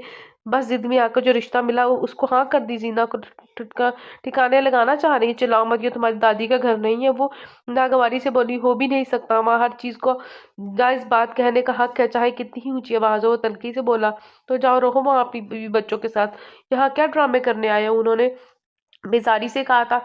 असीम मुतासिब से माँ को देखा। सारी उम्र जिन्होंने फकत अपने आप को ही देखा, अपने जज्बात और एहसासात, मफादात को हमेशा दूसरों के जज्बात पर फोकियत दी थी। वो इन लोगों में से थी जो जिंदगी की बिसात पर अपनी तरजीहात हमेशा सेट करके रखते हैं, किसी और को इजाजत नहीं देते कि उनके मोहरों को इधर उधर करे। मगर यहाँ बेजान मोहरे नहीं, बल्कि जीना की जिंदगी का सवाल था, जिसे वो किसी तौर बर्बाद नहीं होने देना चाहता था। जिस शख्स को आपने जैनी के लिए चुना है वो अच्छी शोहरत नहीं रखता। जल्दबाजी मत करें, आप असद से उसकी शादी मत करें, मगर कम अज कम उसे यूं खाई में तो ना धकेले। वो बेहद तल्खी से कह रहा था। आफिया बेगम ने हाथ हिलाकर गोया मक्खी उड़ाई, फिर हकारत से बोली, जानती हूँ मैं। अरे सबके सीनों पर सांप लौट गए हैं। यूं चुटकियों में उन्होंने चुटकी बजाकर दिखाई। अच्छा रिश्ता जो मिल गया, तमाशा देखने की हसरत रखने वालों के को मुंह की खानी पड़ी है। लाहौल वाला उनके इतने गुरूर और तफक्कुर पर आसिम सर झटक कर रह गया। और ज्यादा लंबी बहस बहस झगड़ा, चीखना चिल्लाना, कुछ भी आफिया बेगम को अपने इरादे से एक इंच भी ना हिला सका। बहुत पछताएंगी आप। अरे चल, माँ को धमकाता है। खबीस, जो तू करके गया है वो भी देख चुकी हूँ। बालिश भर की छोकरी को उंगलियों पर नचा रही है तुझे। वहां रिश्ता भूली हुई थी। नचार आसिम को वापस लौटना पड़ा। अजद के घर वालों ने शबीर अहमद की तेरी मिन्नत से माजिद की, मगर उनकी नाक को हाँ में ना बदल सके। बारात दिए गए वक्त पर ही उनके दरवाजे पर आई थी। अरे बच्चे तू क्या करता अरे बच्चे तू कुछ करता क्यों नहीं? इतने आराम से तैयार हो रहा है जैसे बड़ी खुशी की शादी में शिरकत के लिए जा रहा हो। दादी अम्मा को अजद के हीरो बनकर सिचुएशन को ना बदलने पर बड़ा रंज था। अभी उसको टोके बगैर ना रह सकी। हाँ तो शादी का मतलब ही खुशी होता है। जाकर परसा तो देने से रहा। और लापरवाही से बोला, तो तू ना जाके दिल दुखाने का क्या फायदा। वो किसी तो शादी में शिरकत होने को राजी ना थी। भला वो जीना को देख पाती, मगर आफिया बेगम यहाँ भी दिल जलाने से बाज ना आई थी। उन्हें बतौर अहलो अयाल शादी पर इनवाइट किया था, और उसने इसका दावतनामे का यूं खैर मकदम किया कोई अपनी शादी का कार्ड हो। बल्कि बारात में तैयार होने के लिए उसने अपना शानदार सा सूट भी बनवाया था। उसकी पुरस्कार सरगर्मियां घर में किसी को हजम नहीं हो रही। तो रासिम को गुज़श्ता हफ्ते कितनी ही बार शहर से वो और आसिम गुज़श्ता हफ्ते कितनी ही बार शहर से बाहर गए थे। न जाना क्या करते फिर रहे थे। सब घर वालों को शादी में शिरकत का सख्ती से ऑर्डर था। उधर आसिम भी मुतमईन था। जीना की शादी की खबर सुनकर उस पर जो बेचैनी तारी थी, अब उसका नामो निशान भी ना था। वल्लाह आलम मुकर्ररा वक्त पर बारात की आमद से काफी पहले पहुंच गए थे। हजरत के समझाने पर सभी बड़ी मुरब्बत का मुजाहरा कर रहे थे। रिश्ते टूटने से रिश्ते तो नहीं खत्म हो जाते ना। और जब मैंने हर बात खुदा पर छोड़ दी है तो आप भी इसकी रजा में राजी हो जाए। अजय देखा तो सभी ने उसे देखा। वो कितने बावकार और बर्दाश्त के साथ शादी पर शरीक हुआ था। White embroidered navy blue Prince suit में उसकी वजाहत काबिल दी थी। सलाम करके हस्बे आदत आफिया बेगम के आगे प्यार लेने के लिए झुका तो एक लम्हे को वो भी पछतावों में गिरने लगी। एक तो डॉक्टर और ऊपर से लाखों में एक। चलो खैर, डॉक्टर ना सही प्रोफेसर ही सही, हजारों में एक तो कामरान भी है। उन्हें जल्दी खुद को पछतावे की गिरफ्त से निकाल लिया। अंदर ही अंदर वो उन सबकी बर्दाश्त और हिम्मत पे हैरान भी थी जो उन्होंने उसकी शादी में शिरकत की करके दिखाई थी। देखने वाले दोस्त रिश्तेदार दार अंगश्ते बदंदान थे। ऐसी रिश्तेदारी निभाने में लोगों से सीखना पड़ेगा। वो उधर बारात की मेहंदी के फंक्शन पर रो रो कर अपनी हालत खराब कर लेने वाली जीना और दुल्हन बनने के बाद तो जैसे चुप तारी हो गई थी। उसने जिसके हर ख्याल को खुदा हाफिज कह दिया। बेईमान बनकर किसी के निकाह में जाना उसे कबूल ना था, मगर दिल था कि एक चुप ही तारी थी। दिमाग था कि हजारों सोचे और किसी एक पर मरकूज रहने की सकत ना सही। वो अभी भी खुदा से लड़ती आ रही, वो अभी तक खुदा से लड़ती आ रही थी। उससे शाकी थी, खफा थी। अब मन गई। मैं तेरी रजा में राजी हूँ मैं परवरदिगार, तूने मेरे लिए बेहतर। वो अभी भी खुदा से लड़ती आ रही थी, उससे शाकी थी, नाराज थी। अब मान गई थी। मैं तेरी रजा में राजी हूँ मेरे परवरदिगार, तूने बेहतर के बदले बेहतरीन का वादा किया है, तो यकीनन मेरे लिए इस नई जिंदगी में बेहतरी होगी। मैं जिसके काबिल हूँ मुझे उसी का नसीब बनाएगा। मुझे तुझसे कोई शिकवा नहीं है। हर जमीन एड़ियां रगड़ने के लिए नहीं होती, हर जमीन के नीचे आबे जमजम नहीं होता। इस तरह हर जिद का अंजाम ख्वाहिश का पूरा होना नहीं होता। ये मैंने जान लिया है। वो फिर बारात आ गई। 15-20 लोगों पर मुश्तमिल मुख्तसर सी बारात का शायान शान तरीके से इस्तकबाल किया गया। अशरफ ने निगाहों ही निगाहों में आसिम से इस्तफसार किया। वो फौरन मोबाइल से उसका नंबर मिलाने लगा और फिर कुछ ही देर बातचीत करने के बाद उसे अंगूठा दिखाकर सब सेट का इशारा किया तो मुतमईन सा अपनी परेशान फैमिली के साथ जा बैठा। निम्रा और अहमद को सोगवार से बैठे थे, बल्कि निम्रा तो वक्फे वक्फे से अपनी आंखों की नमी खुश कर रही थी। उसकी हिम्मत ना हुई थी कि जाके जीनिया को दुल्हन बना ही देख लेती। हम उसके लिए कुछ भी नहीं कर पाए। वो आजरदा सी थी। फिर निकाह से कुछ वक्त पहले वो वाकया रूनुमा हुआ जो सिर्फ टीवी न्यूज में ही देखने को मिलता है। दुल्हा यानी कामरान रजा की दूसरी बीवी अपने भाइयों भाभी और माँ के साथ वहां आन पहुंची थी। साथ में उसके 2 बच्चे। कामरान की माँ बहन के रंग तो बदले ही, खुद दुल्हा मियाँ की शक्ल देखने वाली थी तो इनकार गाली गलौज कर दिया। सबको खूब ही ड्रामा देखने को मिला। इसके बाद सब औरतों ने मिलकर दूल्हे की जो की ठुकाई की वो मुद्दतों याद रहने वाली थी। इसी शादी की ख्वाहिश में आने वाला दूल्हा अपनी दूसरी बीवी और उसके घर वालों से मार खाकर उनके आगे लग के मेरी चाह से चला गया था। आफिया बेगम शशतर थी तो शमीर अहमद पर भी बिजली गिरी थी। उनकी इज्जत मिट्टी में मिल गई थी। आफिया बेगम का सारा गुरूर और तंतना खुरान ने एक ही पल में मिट्टी में मिला दिया तो उनकी भी साथ उलट गई थी। उनकी शहमात देने वाली जात बहुत ताकतवर थी। आफिया पारिया जड़ पड़ती रंगत लिए गिरती पटी ब्राइडल रूम में आई थी। वो दुल्हन बनी जीना को छोड़कर दूल्हा देखने गई थी, मगर अब वापस आके वहां के ठंडे ठंडे मुक्के और लातों की तफसील बताने की हिम्मत कहाँ से लाती। जीना ने आके आगे वही तो पड़ी थी। दूल्हा भाग गया। जैनी और जीना ने उसे यूं देखा जैसे बात समझी ना हो। कामरान शादीशुदा निकला, बल्कि ये तीसरी शादी थी। पहली को तलाक दे चुका है, दूसरी उसके घर वाले उसे मार पीट कर ले गए। जीना साकित बैठी थी। इस कदर जिल्लत बाहर की दुनिया में तो तमाशा हुआ था वो उसी के नाम का था। या खुदा कौन सा गुनाह मेरे रब, ऐसी कड़ी आजमाइश ने करब से आंखें मोद ली। कारिया उसे खुद से लिपटाकर रोने लगी। उसके साथ वाकई बहुत बुरा हुआ था। इस पूरे हॉल में जब ये तमाशा हुआ तो फकत 2 नफूस रहते थे जो पांव पसारे कुर्सियों पर विराजमान, सीने पर बाजू लपेटे बैठे तमाशा देख रहे थे। असजद और आसिम बाकी सब घर वालों पर अफ्ता खैज मामला की तहकीक के लिए भागे थे। और जब कि शबीर अहमद का ऊंचा शिमला मिट्टी में रुल रहा था तो उन्हें सबसे पहले गले लगाने वाले और उनकी हिम्मत बढ़ाने वाले चचा जान थे। काफिया बेगम तो शर्म से मरने को थी, रोए चली जा रही थी। बेटी की बर्बादी का खूब एहसास हो रहा था। एक बारात हम भी लाए हैं शबीर अहमद, क्या बेटी को हमारे साथ रुखसत ना करोगे? दादी अम्मा को तो यूं भी अपनी इसी करने की आदत थी। बड़े फख्र और मान के साथ बेटे से कहा तो माँ से लिपट कर रो दिए। आफिया बेगम का गरूर मुंह के बल गिरा था। क्या इस सारे तमाशे के दौरान उन्होंने कई रिश्तेदारों के और बड़ी धीमी सी मुस्कुराहट ना देखी थी? वो क्यों कर ना मोम होती। चची जान से सामने बिलक उठी तो उन्होंने सीने से लगाकर इज्जत दी। जो तमाशा हो चुका उसे भूल जाओ, जो घर की बातें हैं उन्हें बाहर निकलने का मौका मत दो। बड़े फख्र के साथ बेटी को रुखसत करो। दादी अम्मा ने नसीहत की तो आफिया को पहली बार उनकी नसीहत बुरी नहीं लगी। वो दबक कर उठी। नुखा ख्वान और गुआ अंदर तशरीफ ले आए थे। कौन? वो हजरत का नाम सुनकर साकत सी रह गई तो कुर्बानी का बकरा। उसकी आंखों आंसू से भर गई। जाब और कबूल के मराहिल तय हुए। निकाहनामे पर दस्तखत किए और अपना आप असद के नाम कर दिया। मगर इस तरह से मुझे माफ कर देना जैनी, मैं बहुत बुरी माँ हूँ, बल्कि बहुत बुरी औरत कहो। तभी किसी भी अच्छे रिश्ते को अच्छे तरीके से नहीं निभा सकी। रुखसी के वक्त आफिया बेगम उसे गले लगाकर माफी मांगती रो पड़ी तो उसके भी जब्त का हर बन टूट गया। इतना अच्छा फैसला हो गया, इसका मतलब यही है कि खुदा ने हमें माफ कर दिया, जब भी तो खाई में गिरने से बचा लिया। शबीर अहमद जिंदगी में पहली बार इतनी आजिज़ी दिखा रहे थे। अल्लाह का शुक्र है यार, दूसरी पार्टी टाइम पर पहुंच गई। मैं तो डर ही गया था। आसिम मस्जिद के साथ चिपका हुआ था। अबे साले, मैं तेरी बैंड बजा देता अगर मेरा बैंड बाजा ना बजता तो। वो ज़ेरे लब मुस्कुरा रहा था। निम्रा खुश थी। अमर शाद और आसिम की खुशी का तो कोई ठिकाना ही नहीं था। ये सब आसिम और असजद की ही इन्वेस्टिगेशन और फिर प्लानिंग का नतीजा था। कामरान की दूसरी बीवी और घर वालों को इन टाइम बुलाकर सब मामला खत्म कराया था। वो चाहते तो एक आध दिन पहले भी कामरान की पोल खोल सकते थे, मगर उम्मीदें वाकिफ थी कि आफिया बेगम जीना के लिए कोई और रिश्ता ढूंढने निकल पड़ती, क्योंकि चोर चोरी से जाए, हेरा फेरी से नहीं। इन टाइम हो जाने वाला हो मगर यूं इन टाइम वो जानते थे कि असजद ही फर्स्ट चॉइस होगा, इसलिए मगर यूं इन टाइम वो जानते थे कि असजद ही फर्स्ट चॉइस होगा, इसलिए मजबूरन कामरान की बीवी को ऐन बारात वाले दिन का टाइम दिया था, जिसका क्लाइमेक्स बहुत खूब हुआ था। 3 घंटे के मुसलसल सफर के बाद वो लोग पिंडी पहुंचे तो रात के 3 बज रहे थे। नींद और थकावट से सबका बुरा हाल था, मगर खुशी हर तकलीफ पर हावी थी। आसिम और उसकी फैमिली वहीं रह गए थे, घर वालों के साथ या वलीमा में शिरकत करने के लिए आते। आराम और सुकून के साथ 2 दिन बाद ही मुनक्कद किया जाना था। तय पाया था। आफिया बेगम ने खुले दिल और खुले बाजुओं के साथ बहू और पोतों का इस्तकबाल किया था। अरशद कमरे में दाखिल हुआ, हैंड लॉक दबाकर पलटा तो ठिठक सा गया। वो बेड की बजाय कुर्सी पर विराजमान थी। उसे देखकर खड़ी हो गई। सुर्ख जरतार लहंगे में वो बेहद हसीन दुल्हन बनी थी, मगर सीने पर बाजू लपेटे खफा और नाराज। वो मुस्कुराया, मगर उधर वही तेवरी पे बल।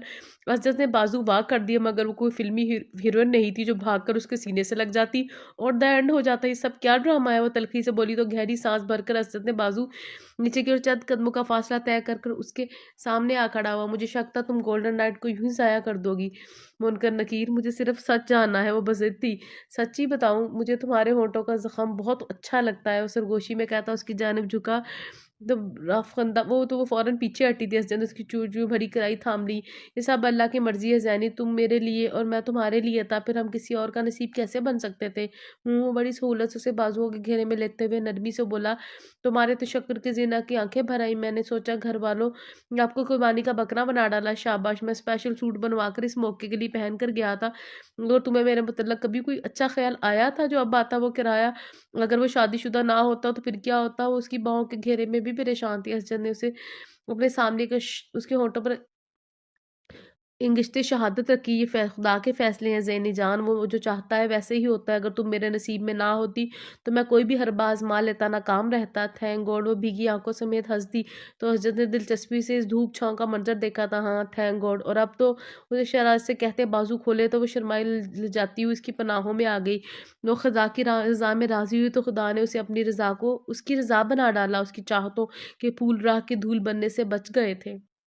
इसके साथ ही हमारा आज का नावल ख़त्म हुआ। मुझे उम्मीद है कि आपको आज का नावल बहुत अच्छा लगा होगा। अगर आपको नावल पसंद आया तो प्लीज़ इसको एक लाइक ज़रूर कीजिएगा और कमेंट सेक्शन में आकर नावल के बारे में अपनी राय का इजहार ज़रूर कीजिएगा। जल्द ही मिलते हैं किसी बेहद अच्छे नावल के साथ। तब तक के लिए अल्लाह हाफिज़।